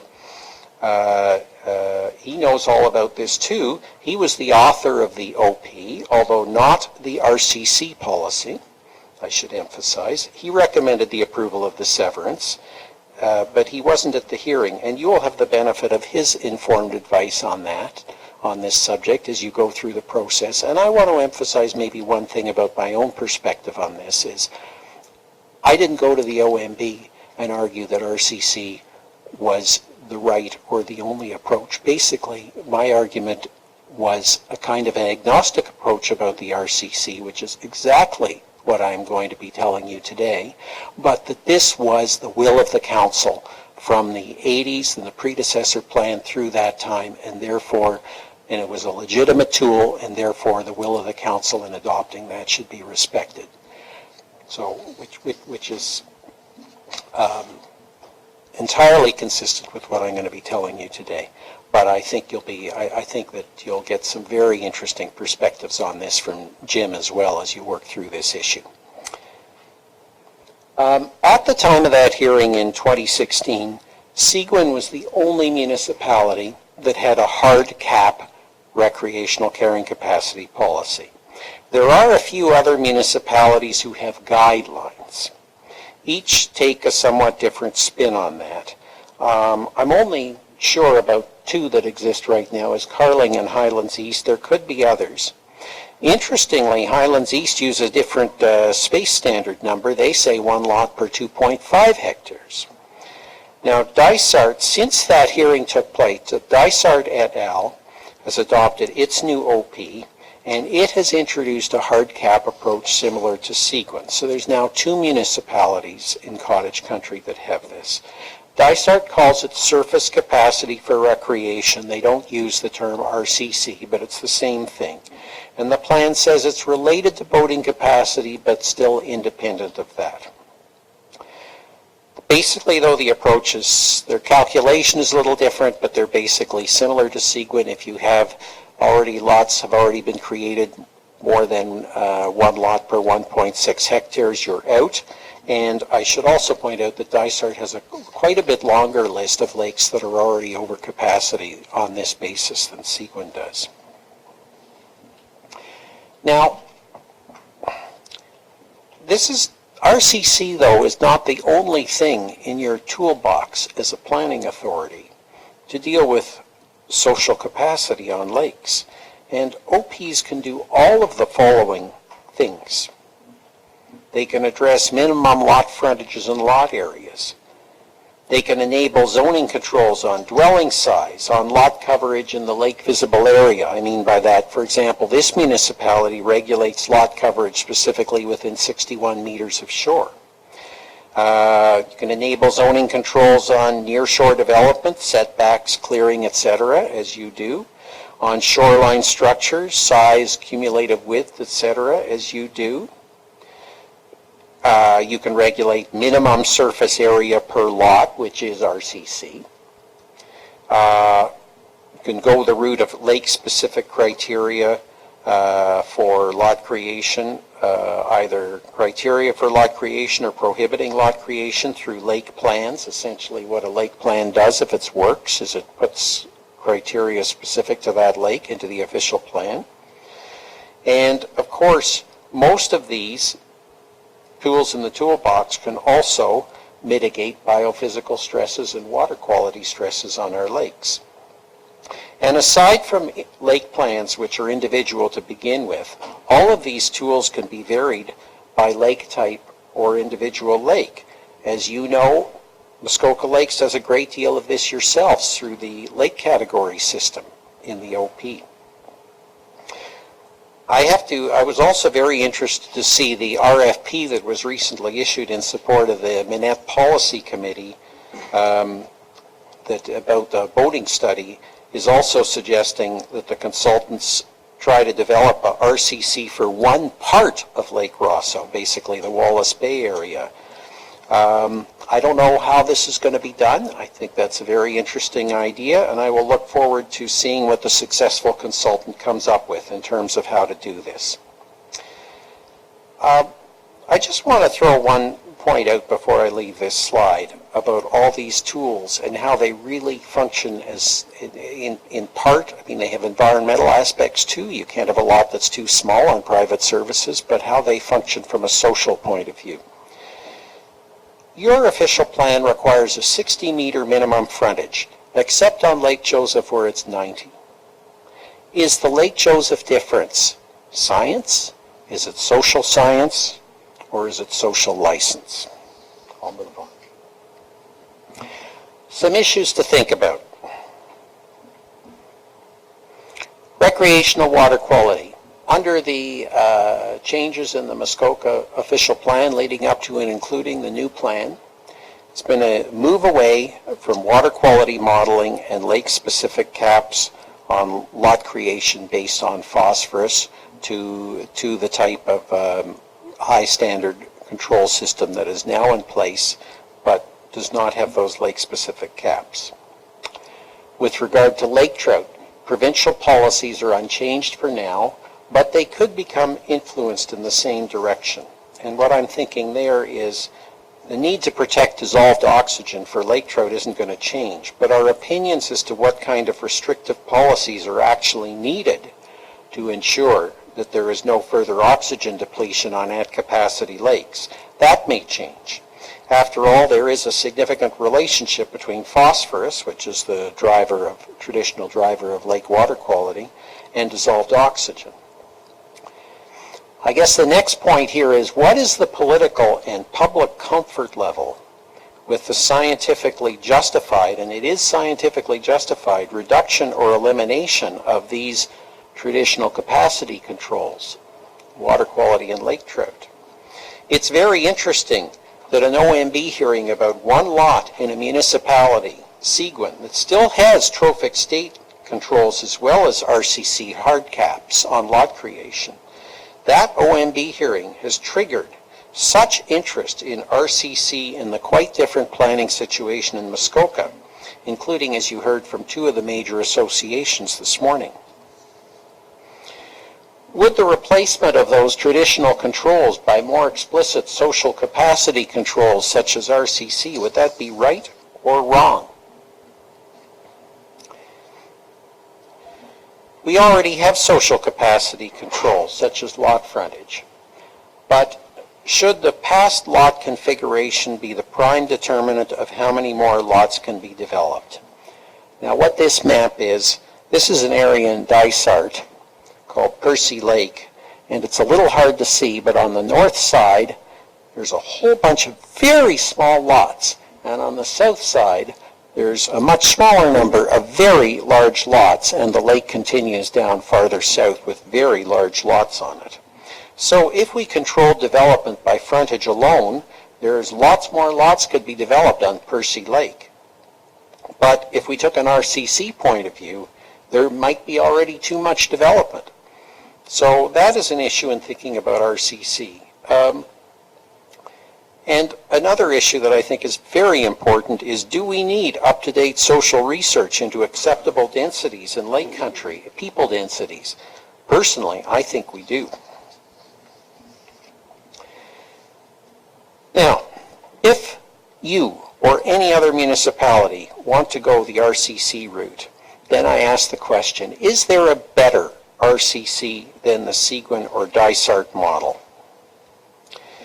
Density standards and how, we have this very crude idea of a density standard of 1.6 hectares per lot.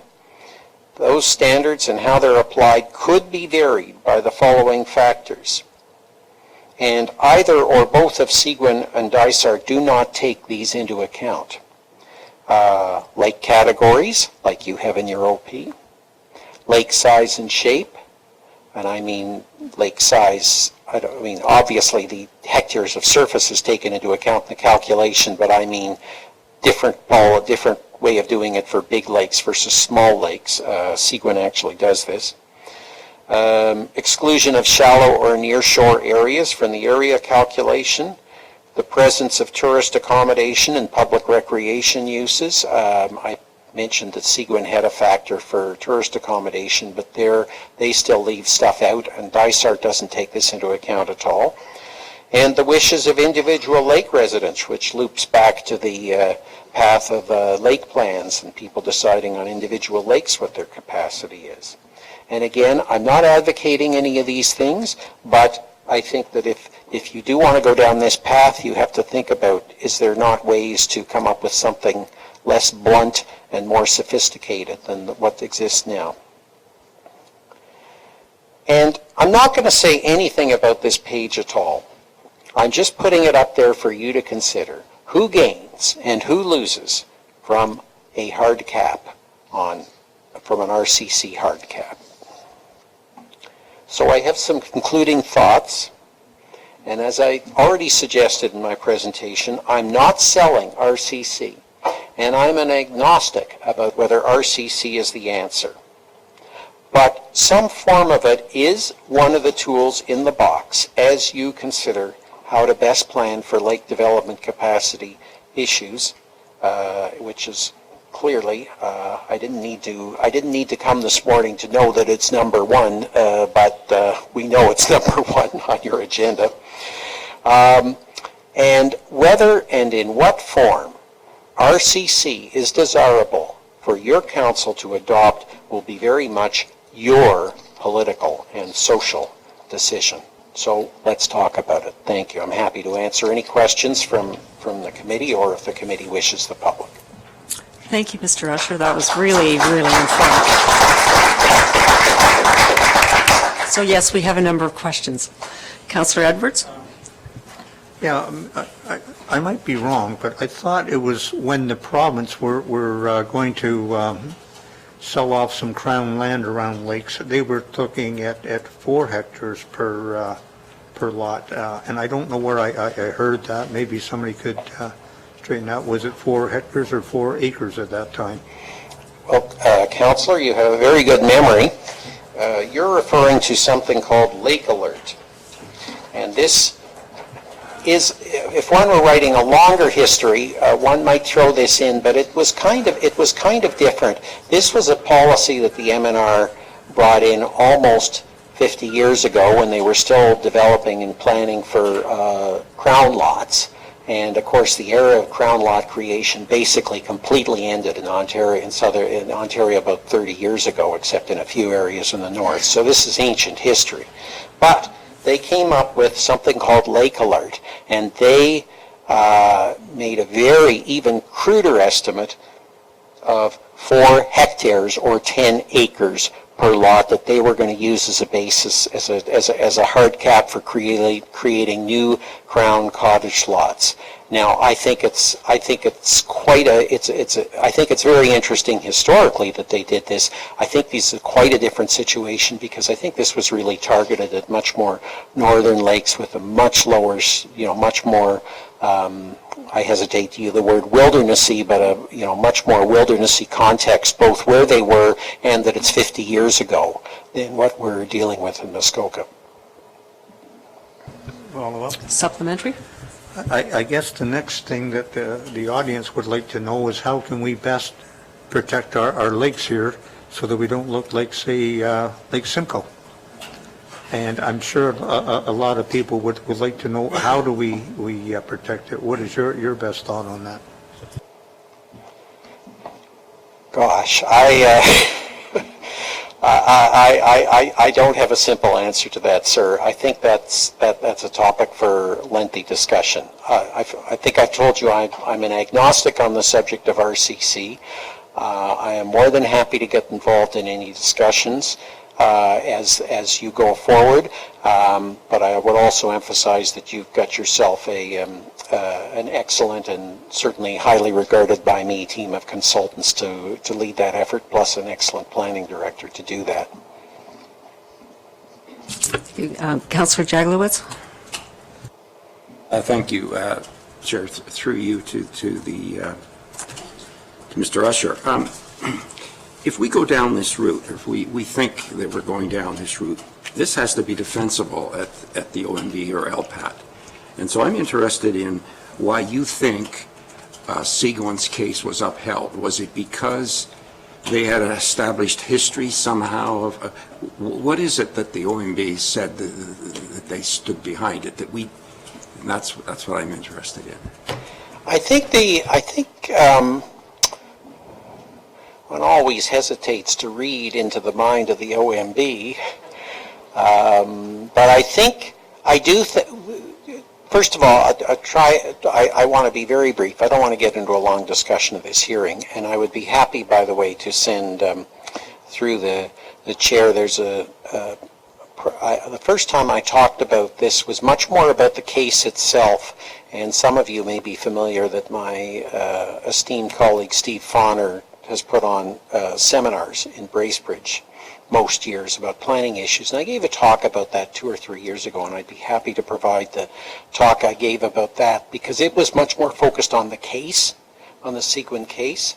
There were 2 issues in the Seguin case, the other of which did not pertain to RCC. I think we won hands down on that other issue, and on the case of the RCC, which I also think that we, if I can say that, on behalf of my client, won hands down on, was because I think the board said we're satisfied this is a legitimate approach, and it is obviously this is the approach that council has chosen, and the policies are very clear, and there is no reason to, the applicant has not shown a sufficient reason to deviate from those policies. The other thing I would certainly encourage you to do is read the decision itself. Absolutely. Be delighted. Thank you. Councillor Zavitz? Thank you, Chair. Through to Mr. Usher. I really appreciate your presentation, and certainly for the last year, having run and then got elected, the environment is of primary importance, of course. So now that I live here and I witnessed the lake, on the lake, in those peak months where there's very heavy weight on the lake, boats everywhere, people were enjoying the lake. So much of the year that I see, the lake is empty. There's no one on our lake, on Lake Muskoka. Literally, there is very little activity. And I wonder, from an environmental aspect, if you could reflect from an RC&C perspective, if I might, how does the lake taking its opportunity to refresh itself, to not have any weight on it whatsoever? We're not boating on it, we're not fishing on it, we're not whatever we're doing on it. How do you factor that aspect into, if you do at all? If our primary purpose is to preserve our lakes, are we taking care of that with RCC when we contemplate that? That's a very interesting question, Councillor. I think if we consider RCC, again, I've said there are many types of RCC, but if we continue on the path of RCC as it is currently used to mean a kind of a social capacity, I don't think the lake gets to refresh itself in the way that it does, for example, with water quality. After all most of the phosphorus, whether it's from J.W. Marriott or whatever, comes in the summer, right? Some of it over, certainly there must be more phosphorus load in the summer. The calculations on trophic state are based on annual and longer term averages. So obviously, in effect, they are incorporating the capacity of the lake to turn over, to refresh itself, that kind of thing. But when you look at something, and in this respect, boating, for example, is similar. The fact that nobody's boating on the lake in January doesn't refresh the overcapacity that you might have in the Indian River today. It's an instantaneous thing. It's a kind of what planners think of as a peak load problem. You think about, as I come up from Toronto today, I think about all that's tens and hundreds of millions of dollars that are being spent now to widen the 400 some more, okay, up to the Holland Marsh. And all this is for, you always have this peak load problem in planning. You could widen it to 10 lanes and you still might only just be at capacity on, the worst day, the worst hour of the entire year. You can't afford to do that. So you have to find something that accommodates most of your capacity, and it's still going to be a disaster occasionally. I think things like boating limits and RCC limits, if you want to go down that path, when I say boating limits, I mean the kind of methodologies that are in boating capacity studies, and maybe this will get me to the point. When you do a boating capacity study, it's based on various assumptions about certain types of boats take this much area on the surface and so on. And you're going to find, again, a way higher usage of the surface area by boats at peak times than in low times in the summer, let alone in off-season. But you want the lake, you want the area which might be considered an overcapacity or jammed up or whatever area. It may be unreasonable to say it's never going to be overcapacity, but it's reasonable to say we only want that area to be overcapacity at a few most extreme situations, and then maybe we'll find other measures like speed limits or whatever to tamp things down. So, and I think RCC has to be viewed in the same way. It has to be based, if you're going to go down that path, it has to be based on some judgment of what is too much at peak times during the summer, because there is no recharge from January. It's the summer when people are here. It's the busy times, the busiest times in the summer when people might feel most like the lake. There is just too much happening on the lake. There is just too much crowding. And so I think it has to be measured around, I don't even want to use the word measured, it has to be thought of around that, but at the same time to say that we're never going to ever feel crowded on this lake, even at 3 p.m. on civic holiday when it is 32 degrees and not a cloud in the sky.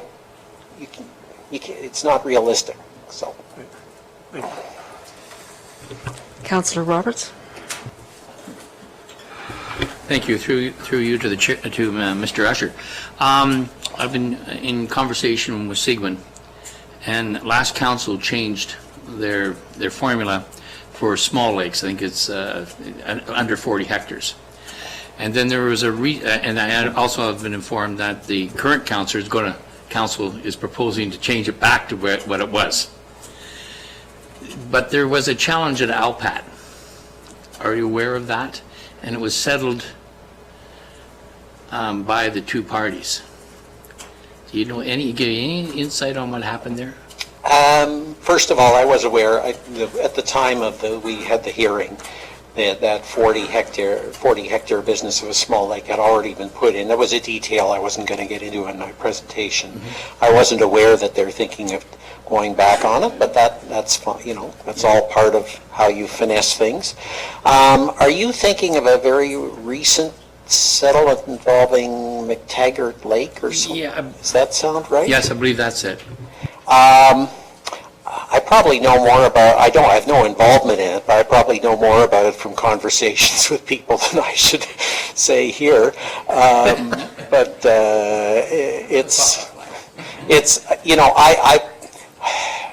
I think that's more, I'm not going to say any more on that. I'm not sure there's anything that I could say on that would really add any light to what we're talking about here. Mayor Harding?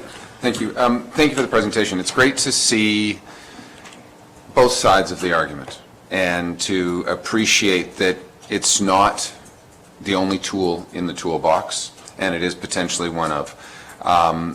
I did a quick math, 29,000 acres is roughly Lake Rosso divided, I didn't factor out the 30-meter buffer and everything else, but, that's 7,400 units on Lake Rosso.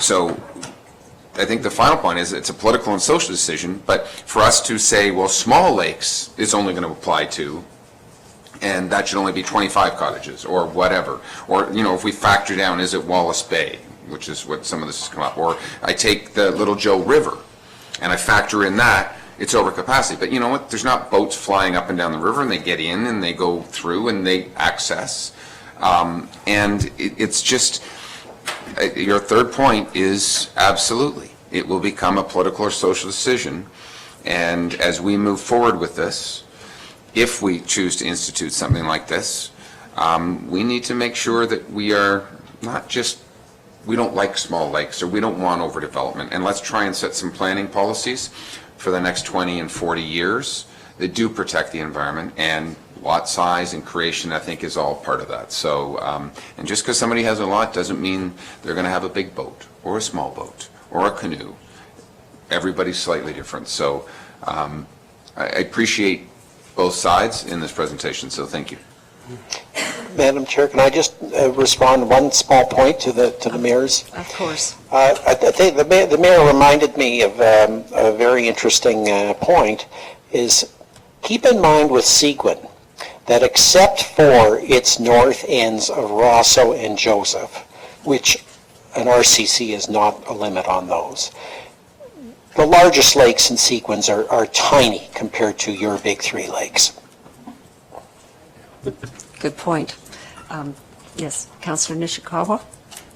Thank you. I think my question would be directed to Mr. Pink. And I'm not sure if this is the spot, but I'll throw it out there and be told whether it's good or not. So I'm curious, in my history, we always talked about the first 200 feet of a lot. And in fact, I've seen that most of the development actually always occurred within those first 200 feet. Has there been a consideration or some sort of determination that, in fact, if we were to have the setbacks that we would like to see, say 100-foot setback from the water, that measurement, the 10%, depending on what lake you're on, would start beyond the setback? And where I'm getting at is at this, because some of the lots sometimes are only 200 feet deep.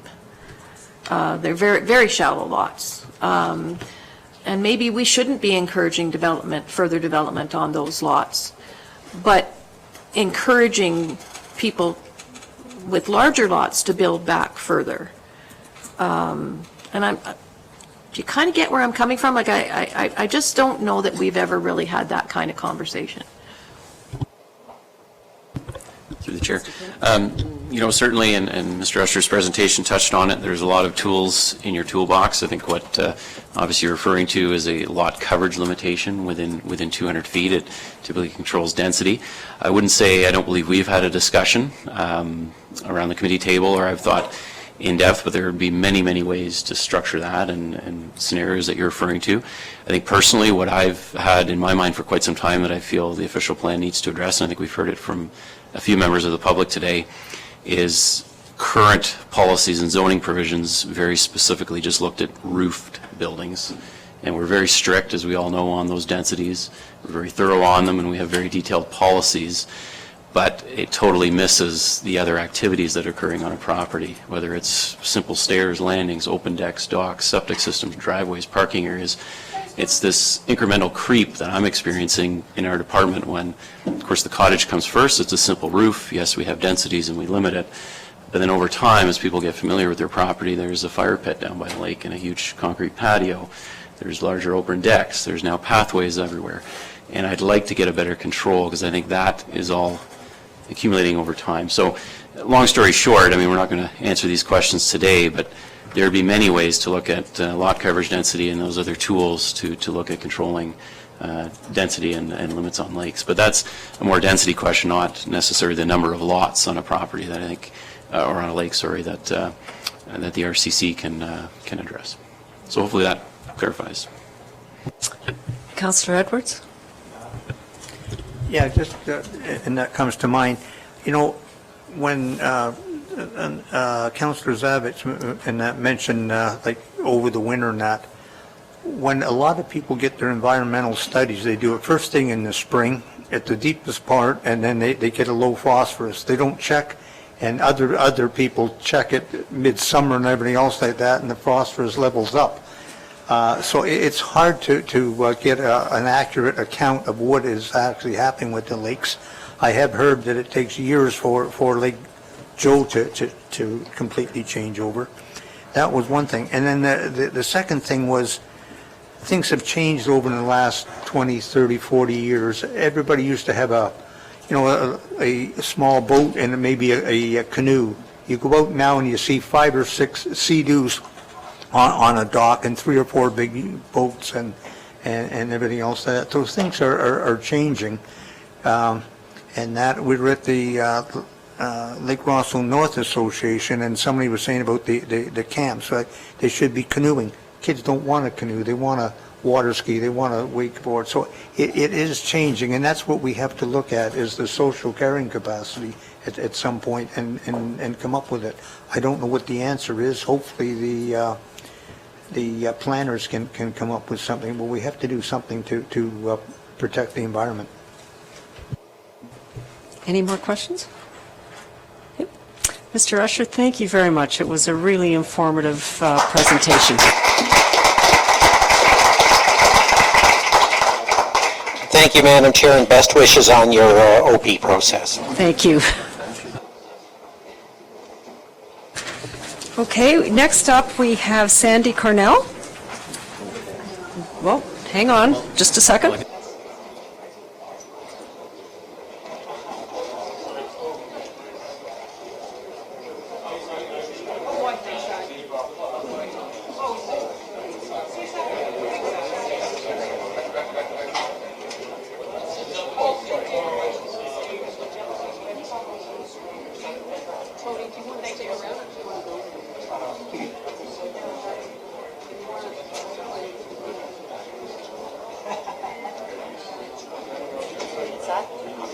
We'll talk this week.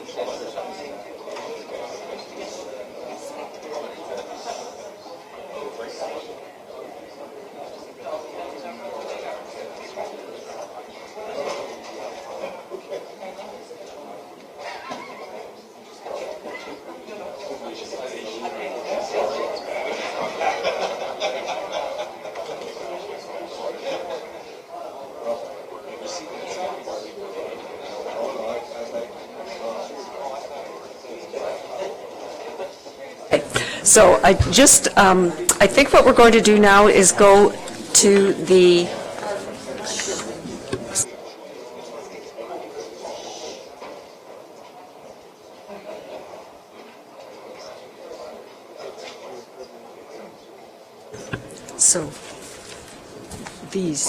the zoning bylaw amendments, right? Yeah, okay. So I think we're going to go now to the zoning bylaw applications, because our applicants have been here since, invited since 9 o'clock, whereas the other ones were invited for 11. So we're going to try and alleviate people who've been here from 9 staying through the entire day. No, we are having lunch.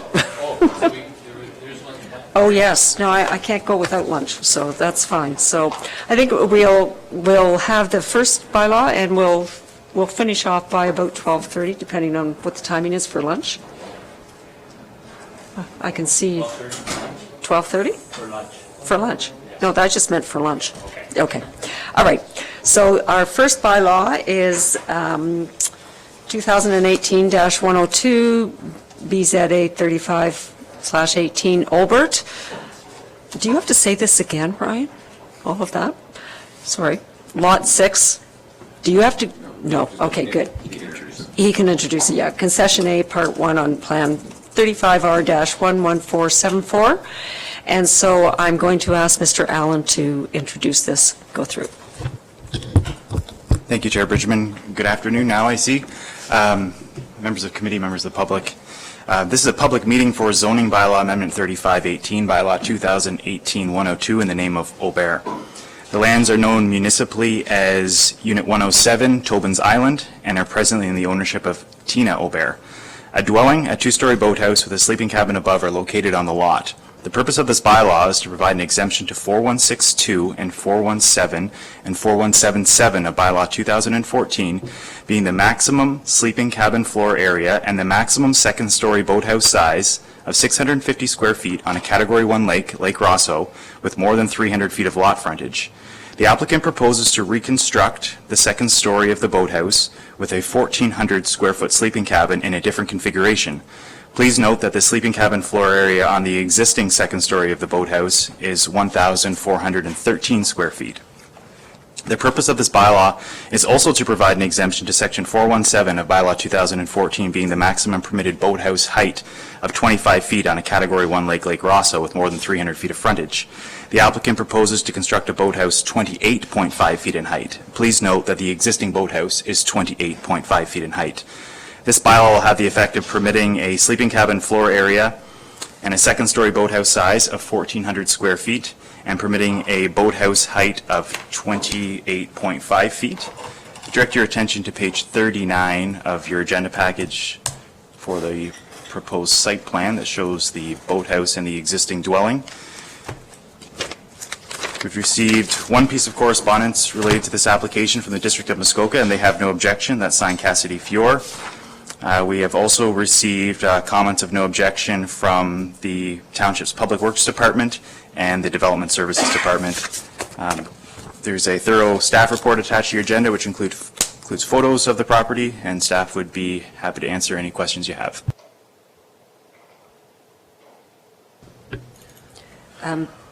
Do we want questions before the public? No. Okay, anyone here to speak on behalf of the applicant?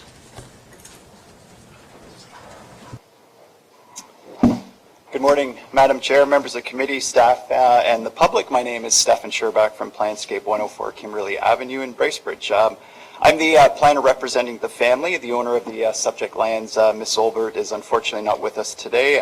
She is out of the area, but Mr. Robert Chafee is in the audience representing the family. Mr. Chafee actually owns the properties directly surrounding the subject lot, and is obviously very familiar with the applications involved here. I fully read the staff report, and I'm fully supportive of their policy review and the recommendation, the conditional recommendation in front of the committee today. As presented by Mr. Allen, also included in the report, this application is a requirement through a recently approved LPAT decision. There's currently two separate lot addition applications that are in play specifically related to this lot. And through a settlement agreement with the municipality, the requirement to recognize this structure is forming part of this decision. There are essentially the two lot addition applications, taking a part of the lot at the south, adding it to the lot to the abutting lot to the south, and there's also additional frontage that's being taken from the lot to the north. So essentially, you've got a property that today has 360 feet of straight line frontage, and when all of the severance applications have been completed, the lot in question will have approximately 575 feet of frontage. So we're significantly increasing the frontage on this property. The reason for this one lot addition is to specifically bring into compliance the boathouse width in accordance with your zoning bylaw. The structure that currently exists today, together with the attached docks, are existing. There are no changes proposed for the current widths of the dock, the shoreline structures, and there are no changes to the current first-story boathouse. So they're planning to reconstruct them in the exact same footprint, exact same size. As noted in the report, once the severance applications are finalized, the existing dock widths that you see in place and that do exist today will account for approximately 16% of the straight line frontage of the lot. The first-story boathouse, again, as previously noted, will be reconstructed in the exact same footprint and the exact same size. So the application in front of the committee today pertains only to the second floor area and location. As noted in the report and as shown on the photos, what currently exists today is a 1,900 square foot upper floor area comprised of living area and also a covered area. It's been in place and within this bay for approximately 25 to 30 years. Although there's been some questions related to the covered portion of the upper floor, the owner has agreed, and they also have the right to rebuild 1,413 square feet of livable area in the exact same footprint that exists today. So they have the existing development rights to do that. What they're wanting to do is simply take the portion of the livable area and simply turn it 90 degrees and center it on top of the boathouse. So that is essentially what's forming part of this. They are reducing the floor area by 13 square feet, a nominal amount. As previously noted, this structure forms part of this bay. It forms part of the character of this area, and it has been in place for many, many years. Again, with the additional lot frontage and area, the structure fully complies with the required zoning bylaw widths for the first story and the second story. Just a quick comment related to the options presented to the committee today in the staff report. It's obvious that the severance applications must be completed in order for the numbers to work with this application, for them to be compliant. I would respectfully request that if support is forwarded to council, that we either wait for the severances to be completed, which makes sense so that it only has to be presented to council once, or that the option for council is that it be given 2 readings and the third, be approved once the severances have been finalized. The suggestion to place a hold on the property, from my perspective, will entail another lengthy and costly planning application, and I feel that the 2 other options presented in front of the committee and ultimately up to council will afford the same outcome. To summarize, this is the last process in a 3-piece application to develop Mr. Chafee's property and to redevelop the subject lot within the same footprint, and again, just to simply change and turn the upper floor. In light of the recent LPAT decision, including the settlement agreement and the conditional approvals that have already been supported by the Committee of Adjustment, that specifically address and have been submitted to address the widths of the upper floor, I would respectfully request committee support for the application. And if you have any questions or comments, I'm available here. Thank you very much. Thank you. Anyone else care to speak for the applicant? Anyone against the application?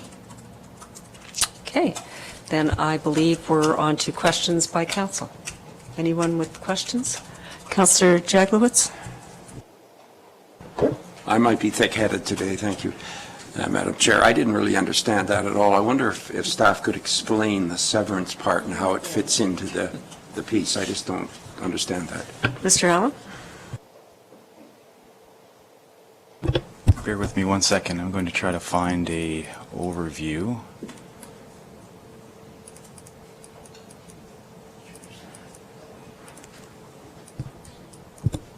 Now, I apologize, I don't have the actual approved severance sketch in front of me to share with you, but I do have an overview of the subject property as it's proposed to be reconfigured. And as Mr. Zervac has mentioned, there was originally a severance application to add lands from the south to the subject lands. That application was denied by the Committee of Adjustment. It was subsequently appealed to the LPAT. Through conversations and settlement related to the LPAT, there was a reconfiguration of the proposal. It's my understanding, and lands were then removed from this lot on the north side and added to the subject property, which will effectively result in 575 feet of lot frontage. So the northern lot will become smaller, will be losing lot area and frontage, will be added to the subject lot. I apologize, I wasn't involved directly with the severance itself. If Mr. Pink would like to expand, if there's some minutia that I had missed, I'd be happy to hear from him. Mr. Pink? Just very briefly, I think Mr. Owen touched on it, maybe a slip of the tongue. the land, the original severance application that was appealed and defeated by the Committee of Adjustment was removing a very small sliver of property from the subject property onto the southerly lands. And the principal concern of the Committee of Adjustment was the existing oversized boathouse that you have before you, and that it was already oversized. So I think the thinking was, why would we make this lot smaller? It's going to worsen the situation. So the settlement that was reached, and now the Committee of Adjustment has approved, this is a very large property on the North Shore, and a large amount of frontage has been added from it to the subject property, so that when both are complete, this property will be a little bit bigger, this property will be quite a bit bigger, and the retained here will still be a very large property. So it results in 3 evenly sized properties, and I think lessens the impact of the oversized boathouse that currently exists on the subject property. So you're recommending that we approve this subject to the severance being completed? Is that, I'm just trying... That's correct. The zoning amendments, if council were to pass them, take effect immediately. But a severance application, property owners have a year to fulfill conditions. So I think staff's concern is, we don't want to get this in front of council, have the bylaw approved, if perhaps your justification is the larger lot sizes. We would like to see those severance be finalized, so we know the lot configuration has been approved and completed, and then we're comfortable approving the bylaw. So certainly I wouldn't disagree with the applicant's agent. I think the hold zones usually are preferred last option. I think what we're thinking is we would hold bringing this recommendation, if planning committee did so, recommend approval. We could hold bringing it to council until those severances are finalized. I think the majority of the conditions are largely already fulfilled. It shouldn't take too much longer to complete. And then we can bring it to council in perhaps October or November.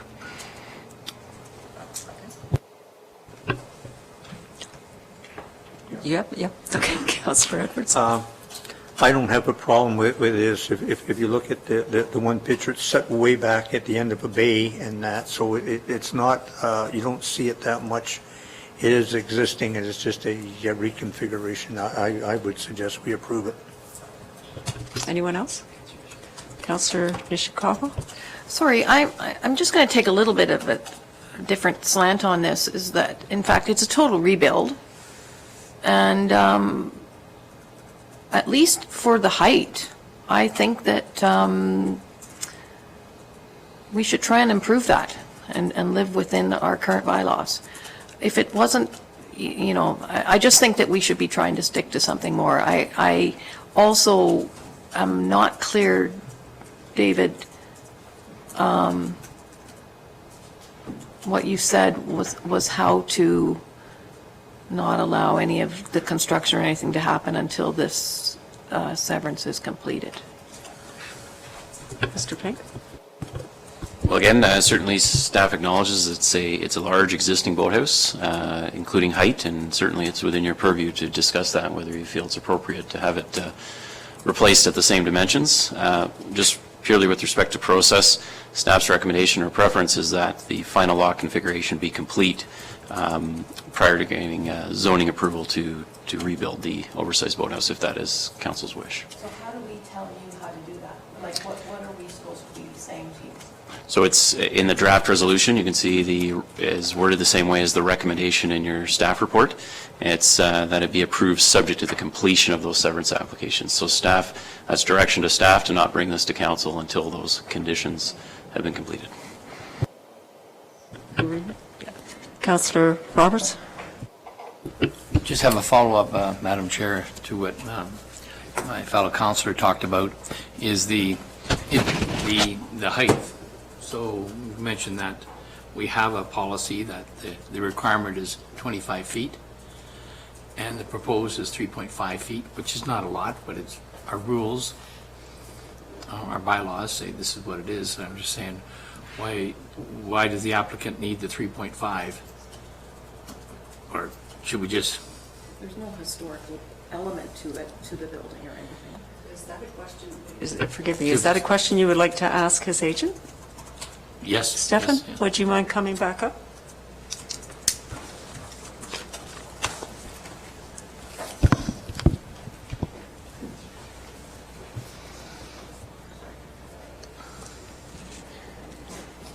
Thank you. Through you, Madam Chair, they're wanting to maintain the existing height. The existing height is, we're not asking for an increase in terms of what is already in place and within the bay. And they're working with the design. They have the right to rebuild it with that exact same height today, and they're looking to maintain that. Please also, remember that this structure already forms the character in this bay. It's in place. The height is there. Mr. Chafee's lot to the north has approximately 3,000 feet of frontage with 70-plus acres. It is a very, a small bay. They are the neighbors. They're not impacting anybody within that area, as shown by, there's been no complaints from any of the neighbors through the severance applications and through this application.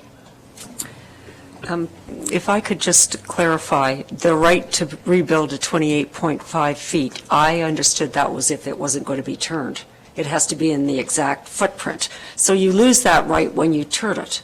Am I not correct? Mr. Allen? Through you, if you direct your attention to the overhead screen, the dashed outline on the top end of the boathouse is the existing second story, which is 28.5 feet. You'll see the second story proposed hatch area, which extends the length of the boathouse. So it's the portions of the proposed second story that are beyond that dash outline of the existing that cannot be 28.5 feet. They would be limited to 25 feet beyond that dashed outline.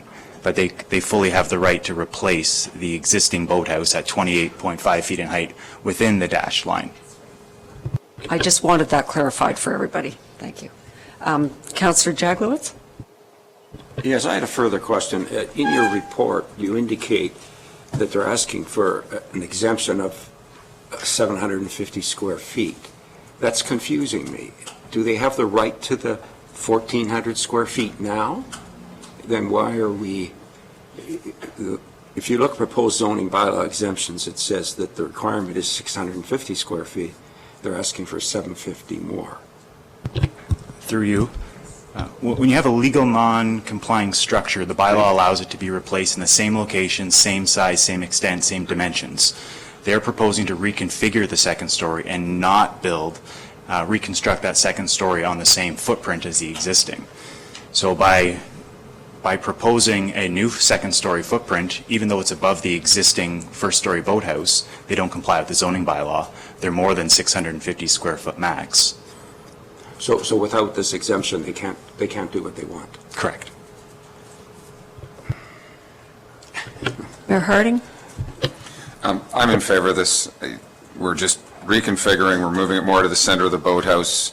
It's moving back as such. The high peaked roof is not out on the water. It's pushing back, and they've got 1,400 square feet. They're going to rebuild 1,400 square feet. They're at 28.5 feet. We're going to rebuild at 28.5 in the same little envelope, not outside of the envelope at the 28.5 feet. And I'm with Councillor Edwards. I'm happy to approve this. Any more comments? All right, I'm going to read the motion then. Be it resolved that Planning Committee recommend to Council that application ZBA-35/18, bylaw 2018-102, Obert roll number 4-28-055-03, be considered for approval subject to the completion of severance applications B/24/18/ML and B/20/19/ML, and a minor amendment be considered to permit 93 feet of cumulative dock width. All in favor? Opposed? So I think he did. It's opposed. So we've got 3-2, so you need my vote? Yes, I am for. So that's 4. So carried? Do we sign this?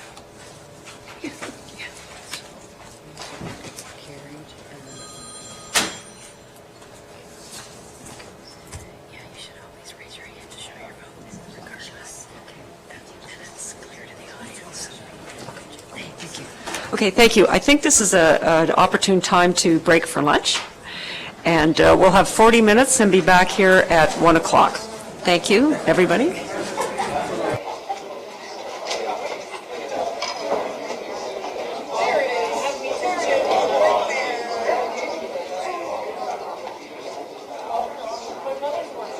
Thank you.